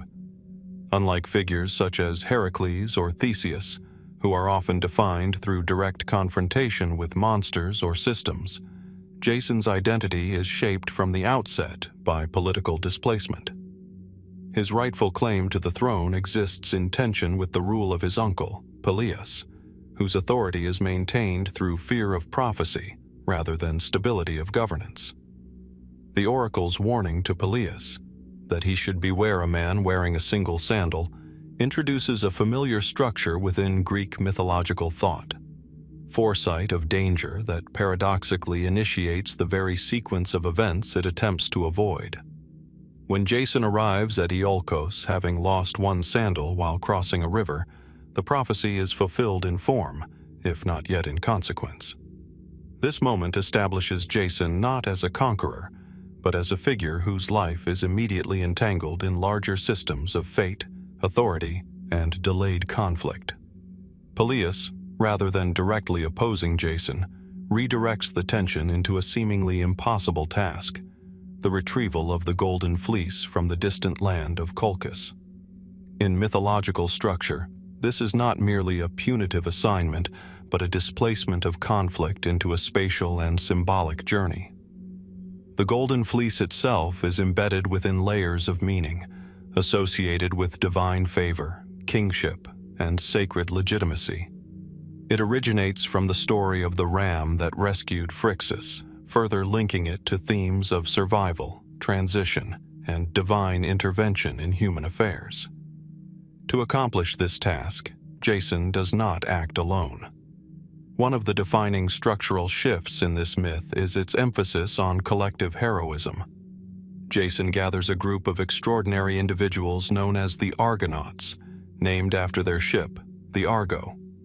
This vessel, constructed with divine assistance in some traditions, often attributed to Athena, is more than transportation. It functions as a symbolic microcosm of Greek heroic society. Each Argonaut contributes distinct abilities, backgrounds, and forms of expertise, creating a network of cooperation rather than singular dominance. Among the Argonauts are figures who later become central to other mythological traditions, including Heracles, who departs early in some versions, Orpheus, whose musical abilities influence natural forces, and Castor and Pollux, associated with duality and martial skill. This diversity reinforces a key thematic development. The journey is not defined by one hero's strength, but by the interaction of multiple specialized forms of excellence. As the Argo departs from Iolcos, the narrative transitions into a vast maritime landscape that reflects both historical memory and symbolic geography. In ancient Greek experience, the sea was not simply a physical space, but a domain of uncertainty, exchange, and transformation. It connected distant cultures while simultaneously representing the limits of control. The Argonautic voyage expands this ambiguity into a structured mythological framework, where each stage of travel becomes a trial of navigation, endurance, and adaptation. One of the earliest significant episodes occurs in the land of Lemnos, where the Argonauts encounter a society composed entirely of women following a violent internal upheaval. This encounter is not simply narrative ornamentation, but reflects mythological engagement with themes of social reconfiguration, isolation, and renewal. The interaction between the Argonauts and the Lemnian women temporarily halts the forward momentum of the expedition, illustrating how even heroic missions can be disrupted by human complexity and relational dynamics. From Lemnos, the voyage continues toward the Propontis and the region of Mysia, where the loss of certain Argonauts further emphasizes the fragility of collective enterprise. Unlike earlier heroic narratives where loss is often peripheral, Here it becomes structurally integrated into the journey itself. The Argonauts are not immune to fragmentation. Their strength depends on continued cohesion despite ongoing disruption. Another key episode occurs in the encounter with King Phineus, a figure afflicted by divine punishment in the form of relentless torment by the Harpies. The Argonauts intervene, driving away these creatures and restoring a measure of balance. In return, Phineus provides essential knowledge about navigating the Symplegades, or clashing rocks, one of the most symbolically significant obstacles in the narrative. The Symplegades represent a threshold structure, a passage that cannot be crossed through force alone. Ships attempting to pass between them risk destruction as the rocks collide unpredictably. Through guidance and precise timing, sometimes attributed to divine instruction, the Argonauts manage to pass safely, marking a transition from the known Mediterranean world into increasingly mythologized territories. Once they succeed, the rocks become fixed, symbolizing the transformation of chaotic thresholds into stable boundaries after successful passage. As the Argo reaches Colchis, the narrative enters its most structurally dense phase. Colchis, located at the edge of the mythological world, is governed by King Aeetes, who imposes a series of impossible conditions on Jason before the Golden Fleece can be obtained. These conditions involve tasks that blend natural force, supernatural challenge, and symbolic transformation. Jason is required to yoke fire-breathing bulls, sow dragon's teeth into the earth, and confront warriors who emerge fully armed from the soil. Each of these tasks reflects a different dimension of mythological challenge: elemental control, generative violence, and the emergence of order from instability. In isolation, each task is beyond normal human capacity. Together, they form a structured sequence of escalating difficulty that requires external intervention. That intervention comes primarily through Medea, daughter of King Aeetes and a figure deeply associated with knowledge of ritual, pharmaca, and transformative practices. Her role in the narrative is pivotal, as she provides Jason with the means to complete the tasks. This assistance is not merely supportive but structurally essential, reinforcing a recurring theme in Greek mythology. Successful navigation of impossible trials often depends on knowledge that exists outside conventional heroic strength. With Medea's guidance, Jason completes the trials and secures the Golden Fleece. However, the acquisition of the object does not resolve the narrative tension. Instead, it initiates a new phase centered on return, consequence, and displacement. The voyage back to Iolcos is marked by pursuit, conflict, and moral ambiguity, particularly surrounding Medea's continued involvement and the choices made during the escape. From a scholarly perspective, the Argonautic myth can be understood as a reflection of early Greek engagement with themes of maritime expansion, collective endeavor, and cultural interaction. Unlike earlier myths centered on divine succession or individual heroic confrontation, this narrative emphasizes coordinated action across extended space and time. The sea becomes a medium through which identity, cooperation, and danger are continuously renegotiated. At the same time, the Golden Fleece itself operates as a symbolic object whose meaning shifts depending on context. It represents political legitimacy in Iolcos, divine favor in mythological tradition, and unattainable value within the structure of the quest. Its recovery does not resolve instability but displaces it, suggesting that mythological narratives often prioritize process over final resolution. Within the broader continuum of Greek mythology, Jason and the Argonauts occupy a transitional position.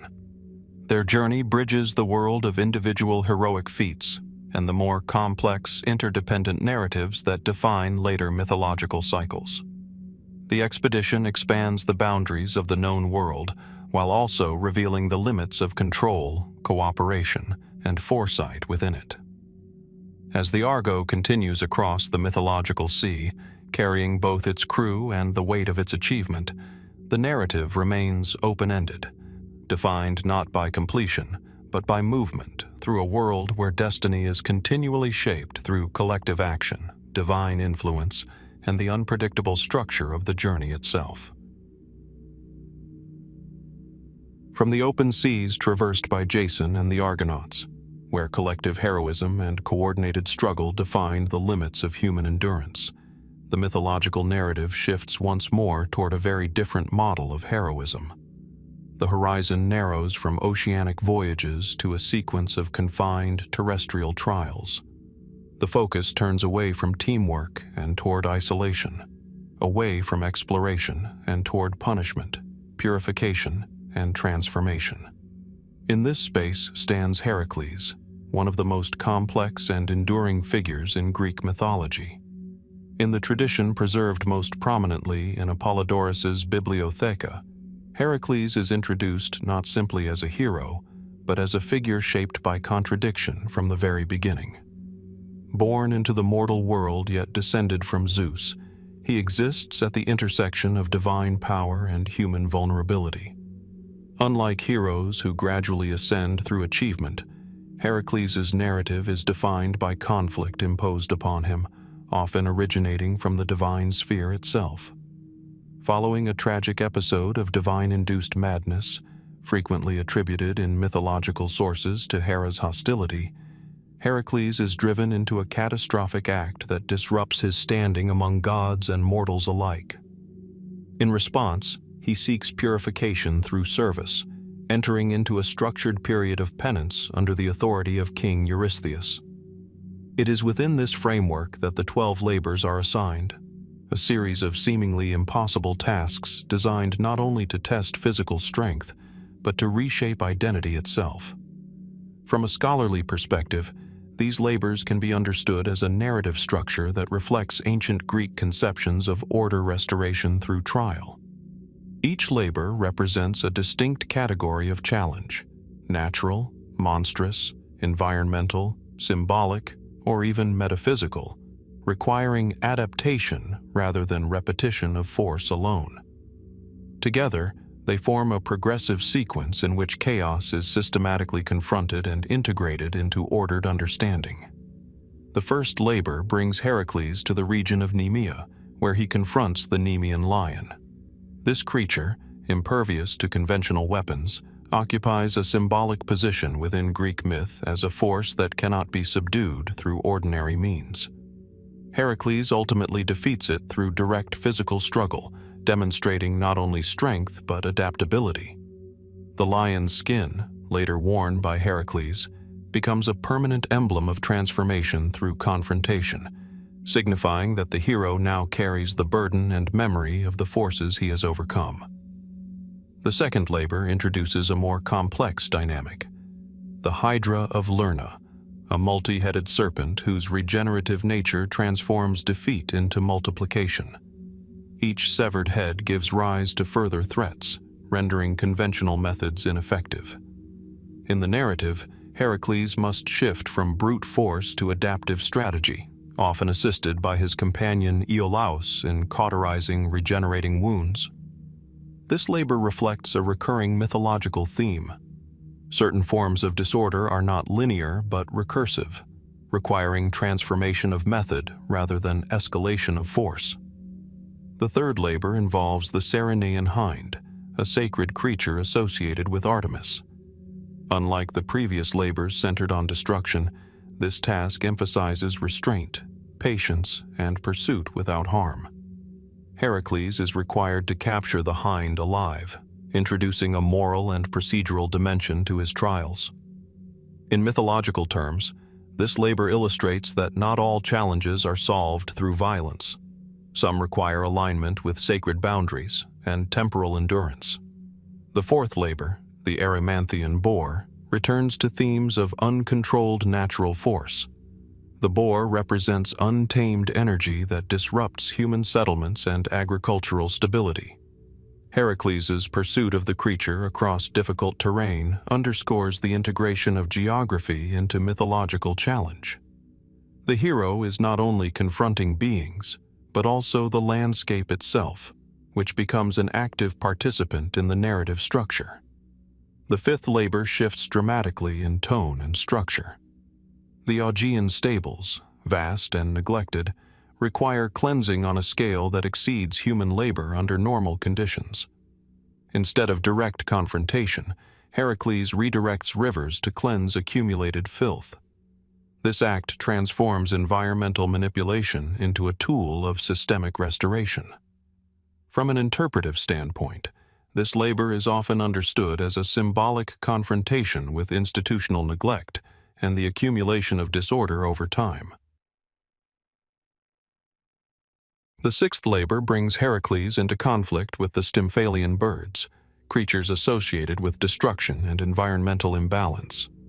Here, assistance from Athena is often emphasized in mythic accounts, as she provides guidance or instruments that enable Heracles to displace the creatures. This episode reinforces a consistent structural feature of Greek mythology. Even the most powerful heroes operate within a network of divine influence and support. The seventh labor, the capture of the Cretan bull, connects Heracles' narrative to earlier mythological cycles. The bull itself is associated with both divine favor and uncontrollable force, linking it symbolically to themes present in the wider mythological tradition, including the story of Minos and the broader Cretan mythos.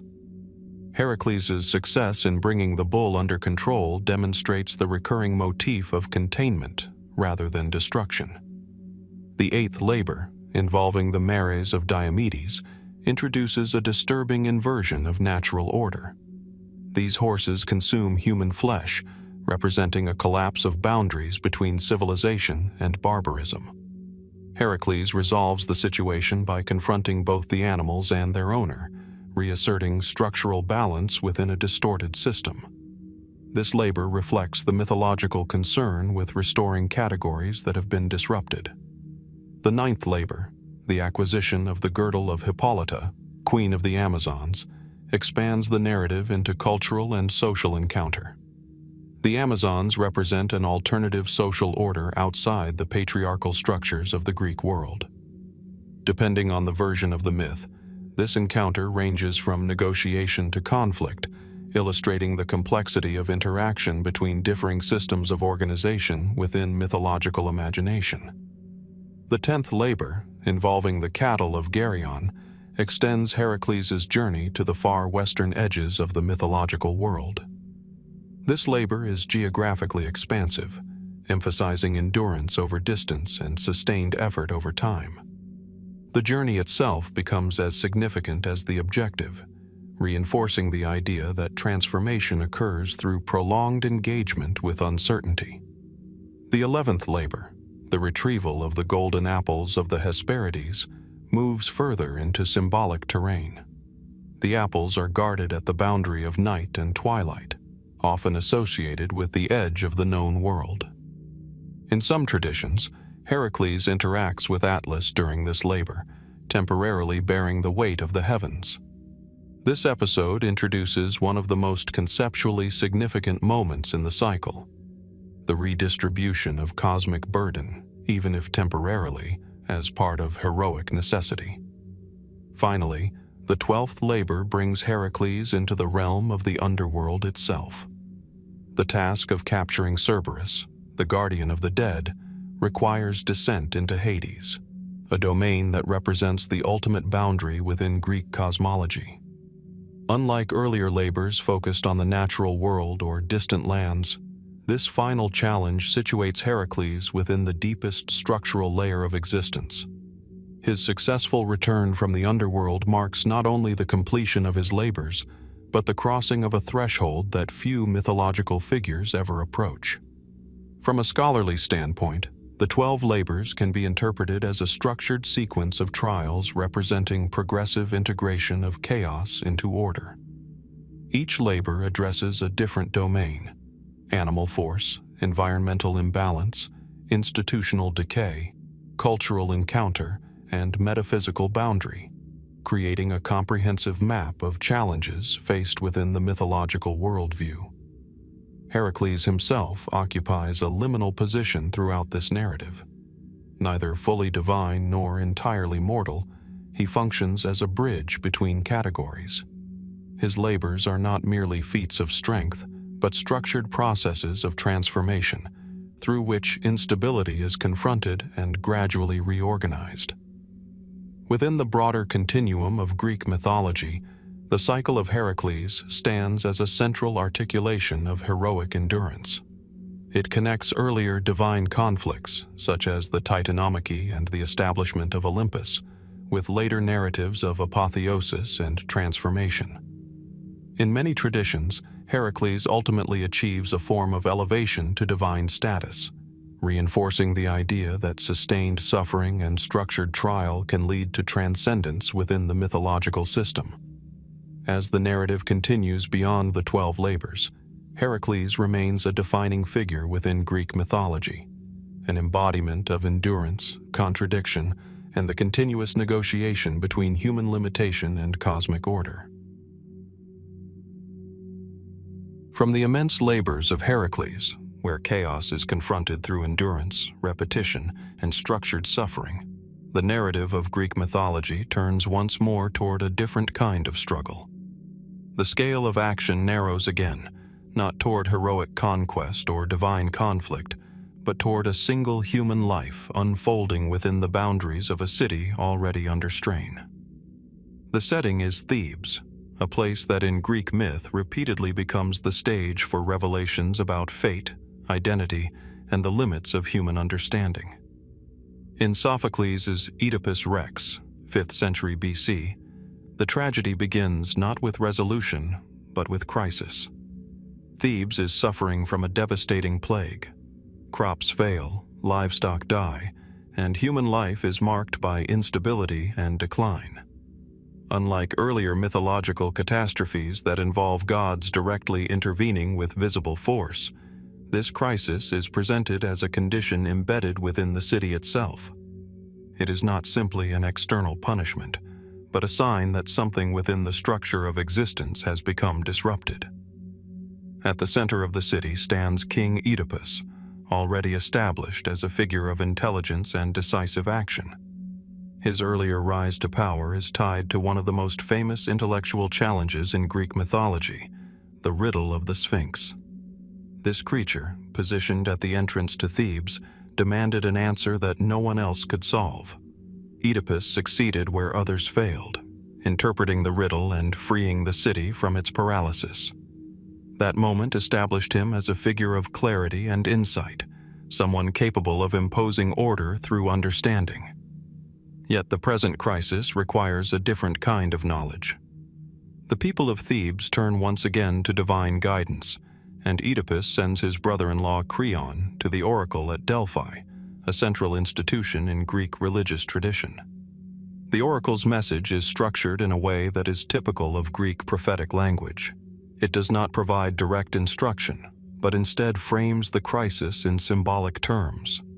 The plague, it declares, is the result of unresolved pollution within the city.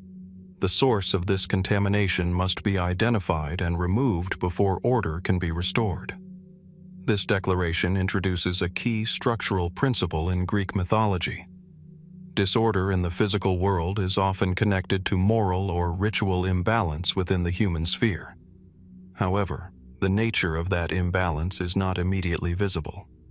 It must be uncovered through investigation, dialogue, and interpretation. The truth is present, but hidden beneath layers of ignorance and assumption. Oedipus, committed to the survival of his city, declares that he will personally uncover the source of the corruption. This decision initiates a process that gradually transforms the narrative from a civic investigation into a deeply personal revelation. What begins as an inquiry into external causes slowly becomes a confrontation with identity itself. The investigation leads to the memory of an earlier prophecy delivered at Delphi. Oedipus was destined to kill his father and marry his mother. In an attempt to avoid this fate, he had left the city he believed to be his homeland, assuming that distance could prevent prophecy from taking effect. This decision reflects a central theme in Greek thought. Human beings act within the limits of knowledge available to them, yet those actions may still be embedded within larger structures that transcend individual awareness. As the inquiry continues, fragments of past events begin to align. Oedipus recalls a violent encounter at a crossroads, where he killed an older man in a dispute over passage. At the time, this act was understood as self-defense against an unknown traveler. However, as testimony accumulates, it becomes increasingly clear that the man he killed was Laius, the former king of Thebes, and his biological father. This realization marks a critical turning point in the structure of the narrative. An event once isolated in meaning is recontextualized within a larger framework of causality. The same action that appeared accidental now becomes part of a predetermined sequence of events that stretches across time, geography, and identity. As the investigation deepens further, the final layer of truth emerges. Oedipus is not only the killer of Laius, but also the husband of Jocasta, the current queen of Thebes, who is revealed to be his biological mother. This revelation does not occur as a single moment of shock, but as a gradual collapse of certainty. Each new piece of information alters the meaning of what came before, until the entire structure of Oedipus's life is reinterpreted under a new and irreversible understanding. Jocasta, recognizing the truth before Oedipus fully does, attempts to stop the investigation, aware of its consequences. In Sophocles' portrayal, her awareness represents a moment of tragic foresight. She understands that knowledge, once fully realized, cannot be undone. Oedipus, however, continues his pursuit of truth, driven by the same intellectual determination that once saved the city from the Sphinx. When the full reality becomes undeniable, the narrative reaches its point of irreversible transformation. Jocasta takes her own life, and Oedipus, confronted with the total collapse of his identity, blinds himself. This act is not merely punishment or despair. It is a symbolic reversal of perception. The man who once interpreted riddles and solved complex problems through vision and intellect now rejects physical sight in response to the unbearable clarity of truth. From a scholarly perspective, the tragedy of Oedipus has long been interpreted as a reflection on the relationship between knowledge, fate, and human limitation. The prophecy that defines his life does not function as a simple prediction, but as a structural framework within which human actions unfold. Attempts to avoid fate do not negate it. Instead, they often contribute to its realization through unintended pathways. The setting of Thebes is central to this interpretation. In Greek mythology, Thebes frequently appears as a site of recurring instability and revelation. It is a city where divine messages, human decisions, and hidden truths repeatedly intersect, often with catastrophic consequences. This repetition suggests that Thebes functions not merely as a geographical location, but as a symbolic space where the boundaries of human understanding are tested. The role of the Delphic oracle further reinforces this structure. Oracular statements in Greek tradition are rarely direct instructions. Instead, they are ambiguous formulations that require interpretation. This ambiguity reflects a deeper philosophical assumption within Greek thought. Divine knowledge exists in a form that exceeds human comprehension, and human beings must navigate it through partial understanding. Oedipus's tragedy, therefore, is not the result of ignorance alone, but of the interaction between partial knowledge and decisive action. At every stage of his life, his decisions are rational within the limits of what he knows. Yet those same decisions participate in a larger structure that only becomes visible in retrospect. The tragedy lies not in a failure of intelligence, but in the limitations of perception itself. In the aftermath of the revelation, Oedipus does not simply disappear from the mythological record. In later traditions, particularly in Oedipus at Colonus, he becomes a figure of exile, wandering beyond the boundaries of Thebes. This later phase of his story transforms him from king to outcast, from figure of authority to embodiment of liminality. Yet even in exile, he retains a form of significance, suggesting that knowledge gained through suffering continues to hold meaning within the mythological framework. Within the broader continuum of Greek mythology, the tragedy of Oedipus occupies a unique position. Unlike heroic narratives focused on conquest or transformation through external trials, this story centers on internal revelation. The conflict is not between hero and monster, but between human understanding and the structure of fate itself. It is a narrative that does not expand outward into geography or conquest, but inward into identity, memory, and truth. As the mythological continuum continues beyond Oedipus, the themes of fate, knowledge, and limitation remain deeply embedded in Greek thought, shaping the interpretation of human experience within a cosmos where order is present, but never fully transparent to those who live within it.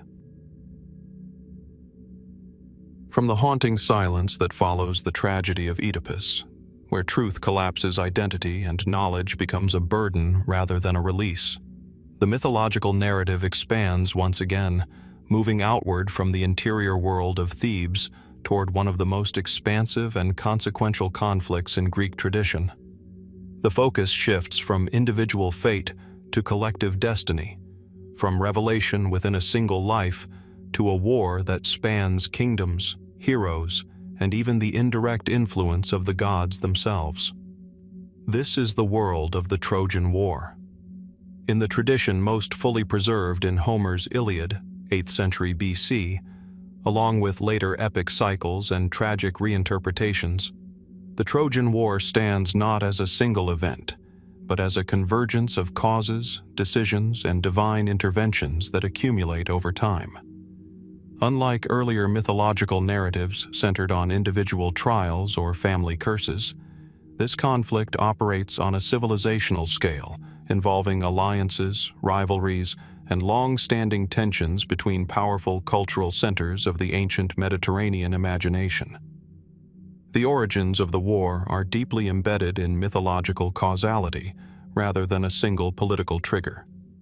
One of the earliest symbolic catalysts is the so-called Judgment of Paris, in which Paris, a prince of Troy, is asked to determine the fairest among three goddesses, Hera, Athena, and Aphrodite. Each offers him a different form of reward, power, wisdom, or love. And his choice of Aphrodite, who promises him the most beautiful mortal woman, sets into motion a chain of events that will eventually lead to war. This episode reflects a recurring theme in Greek mythology, the entanglement of divine influence with human decision-making, where choices made within limited understanding produce consequences far beyond their immediate context. The woman at the center of this unfolding conflict is Helen of Sparta, later known as Helen of Troy. Her departure from Sparta to Troy, whether understood as abduction, persuasion, or divine intervention depending on the tradition, becomes the immediate pretext for war. However, within the broader mythological structure, Helen functions less as a simple cause and more as a focal point for accumulated tensions among the Greek city-states and their mythological counterparts. When Menelaus, king of Sparta and Helen's husband, seeks to recover her, he calls upon the oath previously sworn by the Greek kings, a collective agreement to support her chosen husband in the event of conflict. This oath, originally intended to maintain stability in matrimonial alliances, becomes the mechanism through which a vast coalition of Greek forces is assembled. Leaders such as Agamemnon, king of Mycenae, Achilles of Phthia, Odysseus of Ithaca, and many others are drawn into a unified expedition across the Aegean Sea toward the city of Troy. Troy itself, located in the region of Anatolia in what is now modern-day Turkey, is depicted in myth as a wealthy and fortified city, strategically positioned near key maritime routes. In archaeological terms, the site of Hissarlik has long been associated with the historical basis for Troy, suggesting that the myth may preserve memories of conflicts or disruptions in late Bronze Age civilizations. While the Homeric epics are not historical records in a modern sense, They reflect a long oral tradition that may incorporate echoes of real geopolitical interactions in the Eastern Mediterranean during the late 2nd millennium BC. The Greek expedition to Troy represents a massive mobilization of heroic figures, each with distinct roles, motivations, and narrative trajectories. Achilles, often described as the greatest of the Greek warriors, embodies a form of martial excellence that is both extraordinary and deeply unstable. His participation is shaped by a prophecy that links his fate to either a long but obscure life or a short but immortal legacy. This tension between mortality and fame becomes central to his character and to the broader thematic structure of the war. Agamemnon, as the leader of the Greek coalition, represents political authority and hierarchical command, but his decisions frequently generate internal conflict within the Greek camp. Odysseus, in contrast, embodies strategic intelligence and adaptability, often resolving situations not through force, but through cunning and rhetorical skill. These contrasting figures establish a dynamic within the Greek forces that mirrors broader tensions between strength, leadership, and intelligence. On the Trojan side, key figures such as Hector, the principal defender of the city, represent a different model of heroism rooted in civic duty and familial responsibility. Unlike the Greek heroes, who are often driven by individual glory or personal destiny, Hector's actions are closely tied to the survival of Troy itself. This contrast between internal cohesion and external ambition becomes one of the defining tensions of the conflict. As the war unfolds, it is not presented as a continuous sequence of battles, but as a prolonged period of shifting momentum, temporary truces, and escalating losses.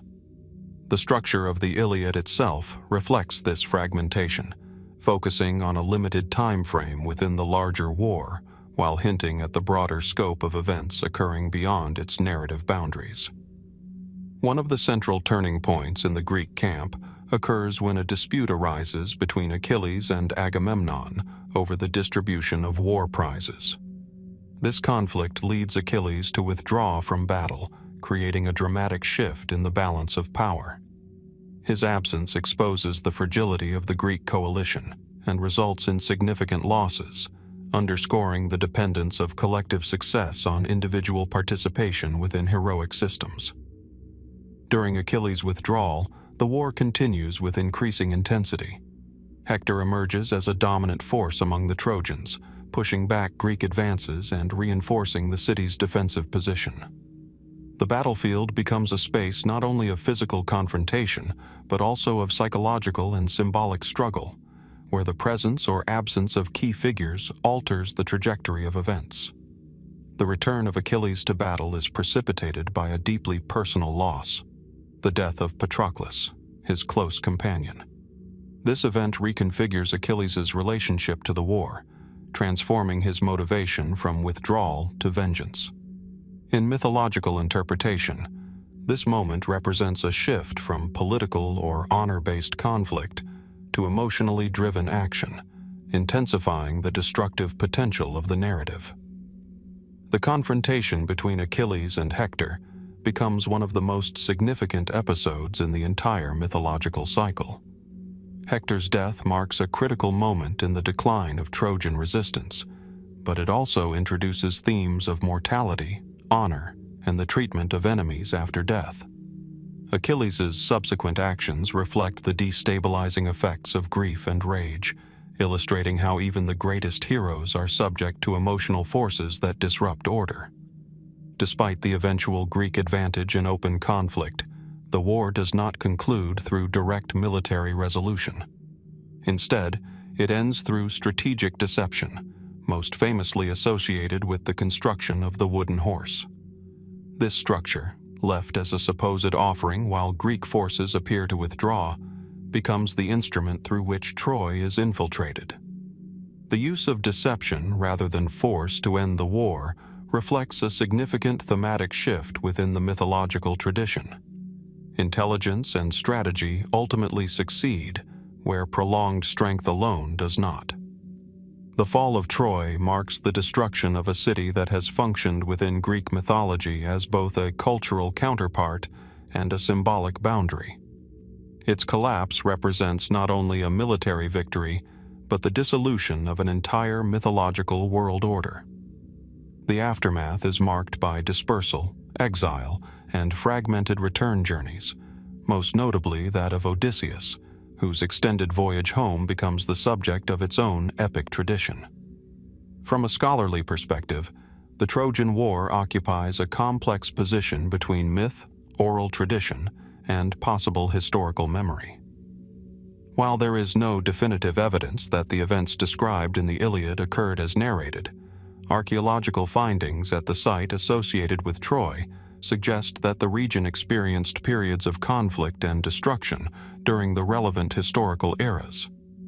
These material traces, combined with centuries of oral storytelling, contributed to the formation of a narrative that blends historical possibility with mythological elaboration. Within the broader continuum of Greek mythology, the Trojan War functions as a convergence point for many earlier narrative threads. The prophecies surrounding figures like Achilles, the divine interventions that influence human affairs, and the legacy of earlier mythological cycles all intersect within this conflict. It is not an isolated event, but a culmination of structural themes that have been developing throughout the mythological tradition. As the narrative moves beyond the fall of Troy, the focus shifts once again, from collective warfare to individual journeys of return, identity reconstruction, and the long consequences of conflict. The world that emerges from the ruins of Troy is no longer defined by unified armies or shared purpose, but by separation, displacement, and the enduring search for home in a landscape perma. From the smoldering ruins of Troy, where the echoes of war still linger in abandoned walls, broken alliances, and scattered survivors, the mythological narrative turns away from collective conflict and into the uncertain terrain of return. Victory, in the Greek mythological imagination, is never the end of movement. Instead, it is the beginning of another form of struggle, the long and unpredictable journey home. It is within this framework that the story of Odysseus unfolds, not as a continuation of war, but as an extended meditation on displacement, endurance, and identity under pressure. In the tradition most fully preserved in Homer's Odyssey, 8th century BC, Odysseus, king of Ithaca and one of the principal Greek figures in the Trojan War, emerges as a different kind of hero from those defined by brute strength or direct confrontation. While Achilles represents intensity and immediacy, Odysseus represents adaptability, intelligence, and survival across shifting environments. His story begins not at the moment of departure from Troy, but in the prolonged aftermath of war, when the structure of the world has already been destabilized. The Greek forces, after the fall of Troy, begin their return journeys across the Aegean Sea. Yet unlike a coordinated expedition, these returns are fragmented. Each hero follows a different path, shaped by divine influence, personal choices, and the unpredictable forces of the sea. In this dispersed landscape, Odysseus becomes separated from his companions and enters a journey that will extend far beyond the expected duration of the war itself. From the outset, the journey is marked by divine tension. The gods of Olympus are not neutral observers. They actively shape the course of events. Poseidon, in particular, becomes a central opposing force in Odysseus's journey, driven by the blinding of his son, the Cyclops Polyphemus. This act of survival, which in human terms might be understood as justified resistance, becomes in divine terms a source of prolonged punishment. The result is a journey defined not by linear progression, but by obstruction, diversion, and delay. Odysseus's first major trials begin with encounters that test not only physical endurance, but also judgment and restraint.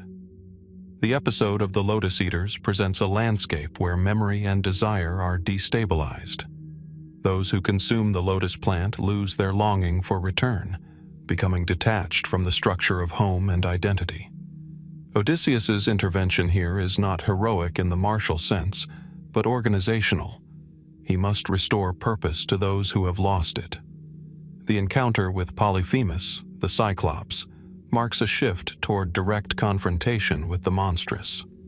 Unlike earlier heroic narratives where monsters often represent external chaos, the Cyclops episode emphasizes intelligence over strength. Odysseus's use of deception, identifying himself as nobody and escaping by blinding the Cyclops, reflects a recurring theme in his characterization: survival through linguistic and strategic adaptation. However, this success also generates long-term consequences, as it provokes Poseidon's sustained opposition.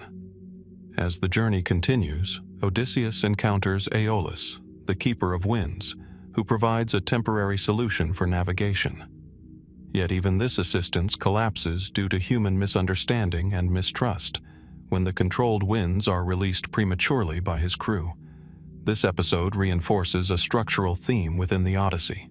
Progress is continually undermined not only by external forces, but also by internal fragility, misinterpretation, and human error. The narrative then shifts into increasingly complex and symbolic encounters. The Laestrygonians, a race of giant cannibals, destroy much of Odysseus's fleet, reducing the collective expedition to a smaller, more isolated survival unit. This reduction is significant within the structure of the epic. As external support diminishes, Odysseus's journey becomes increasingly solitary, emphasizing individual endurance over collective strength.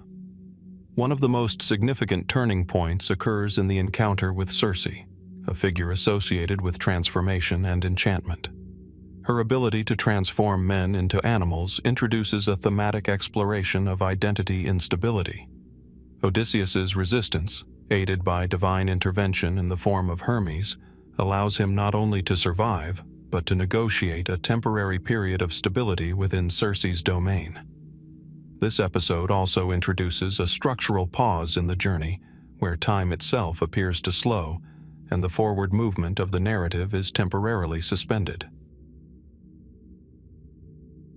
At Circe's guidance, Odysseus undertakes one of the most important transitions in the epic: the descent into the underworld. This journey into Hades is not a physical conquest, but an encounter with memory, prophecy, and the limits of human knowledge. There, Odysseus meets figures from the Trojan War, including Achilles, who reflects on the nature of death and legacy, offering a contrast to the heroic ideals that defined his life in battle. The Underworld episode expands the narrative beyond geography into metaphysical reflection, situating Odysseus's journey within a broader cosmic framework. Following this descent, Odysseus must navigate the dangers of the Sirens, whose song represents irresistible knowledge and fatal attraction. Unlike previous challenges that require physical confrontation or strategic deception, this trial requires self-imposed limitation. Odysseus instructs his crew to block their ears with wax while he himself is bound to the mast of the ship, allowing him to experience knowledge without succumbing to its consequences. This episode reflects a sophisticated mythological understanding of desire as both enlightening and destructive. The journey continues through the narrow straits of Scylla and Charybdis, where Odysseus must choose between two forms of unavoidable destruction. This moment encapsulates one of the central philosophical tensions of the Odyssey: decision-making under conditions where all outcomes involve loss. Odysseus chooses the lesser of two dangers, sacrificing a portion of his crew to preserve the larger survival of the expedition. Eventually, after years of wandering and loss, Odysseus arrives at the island of the Phaeacians, a society characterized by advanced seafaring and relative detachment from the chaos of his journey. Here, he is finally able to recount his story in full, transforming lived experience into narrative memory. This act of storytelling becomes a crucial structural element of the epic. Odysseus does not simply endure his journey, he reconstructs it through language, giving shape to disorder through narration. The Phaeacians eventually assist Odysseus in returning to Ithaca. However, his return is not immediate resolution. Ithaca itself has changed during his absence. His household is now occupied by suitors who seek to claim his wife Penelope and his household authority. The final phase of the Odyssey is therefore not simply about return, but about recognition, identity, and the restoration of disrupted order. Odysseus, initially unrecognized, moves through his own homeland in disguise. This concealment allows him to observe the state of his household before revealing himself. The structure of recognition in this final section is carefully staged, emphasizing that identity in Greek mythology is not solely inherent, but must be confirmed through signs, memory, and shared understanding. The eventual confrontation with the suitors is both violent and decisive, restoring order within the household. Yet even this restoration is not presented as a simple return to a previous state. The Ithaca to which Odysseus returns is not identical to the Ithaca he left. Time, absence, and experience have permanently altered the structure of both individual and society. From a scholarly perspective, the Odyssey can be interpreted as a narrative of return and reconstruction rather than conquest. While the Iliad focuses on war and its immediate consequences, the Odyssey explores the prolonged aftermath, displacement, memory, and the fragile reconstruction of identity after large-scale disruption.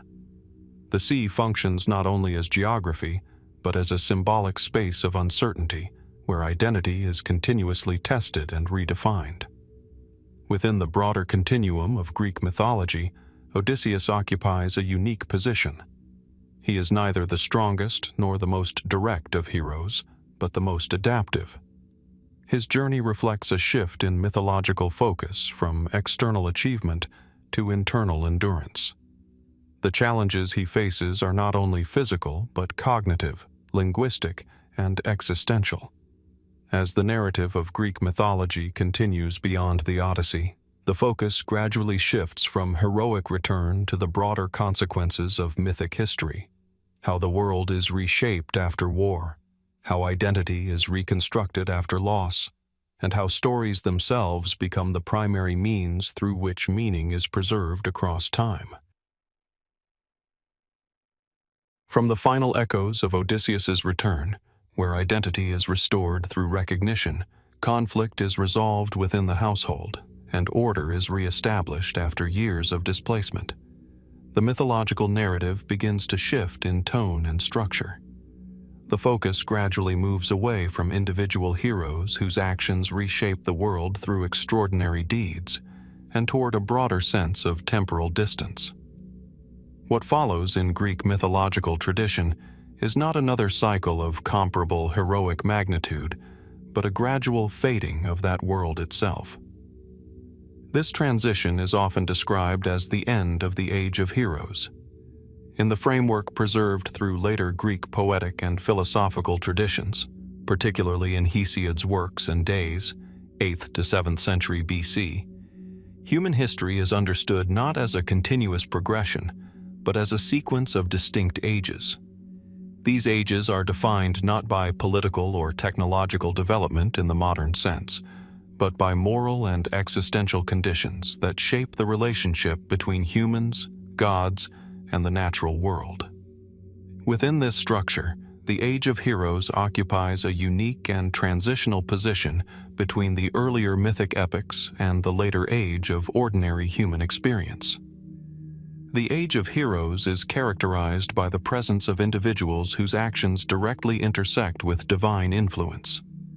Figures such as Heracles, Perseus, Theseus, Jason, Achilles, and Odysseus operate in a world where gods intervene openly, prophecies shape destinies, and extraordinary physical or intellectual capabilities define human potential. These heroes are not merely symbolic.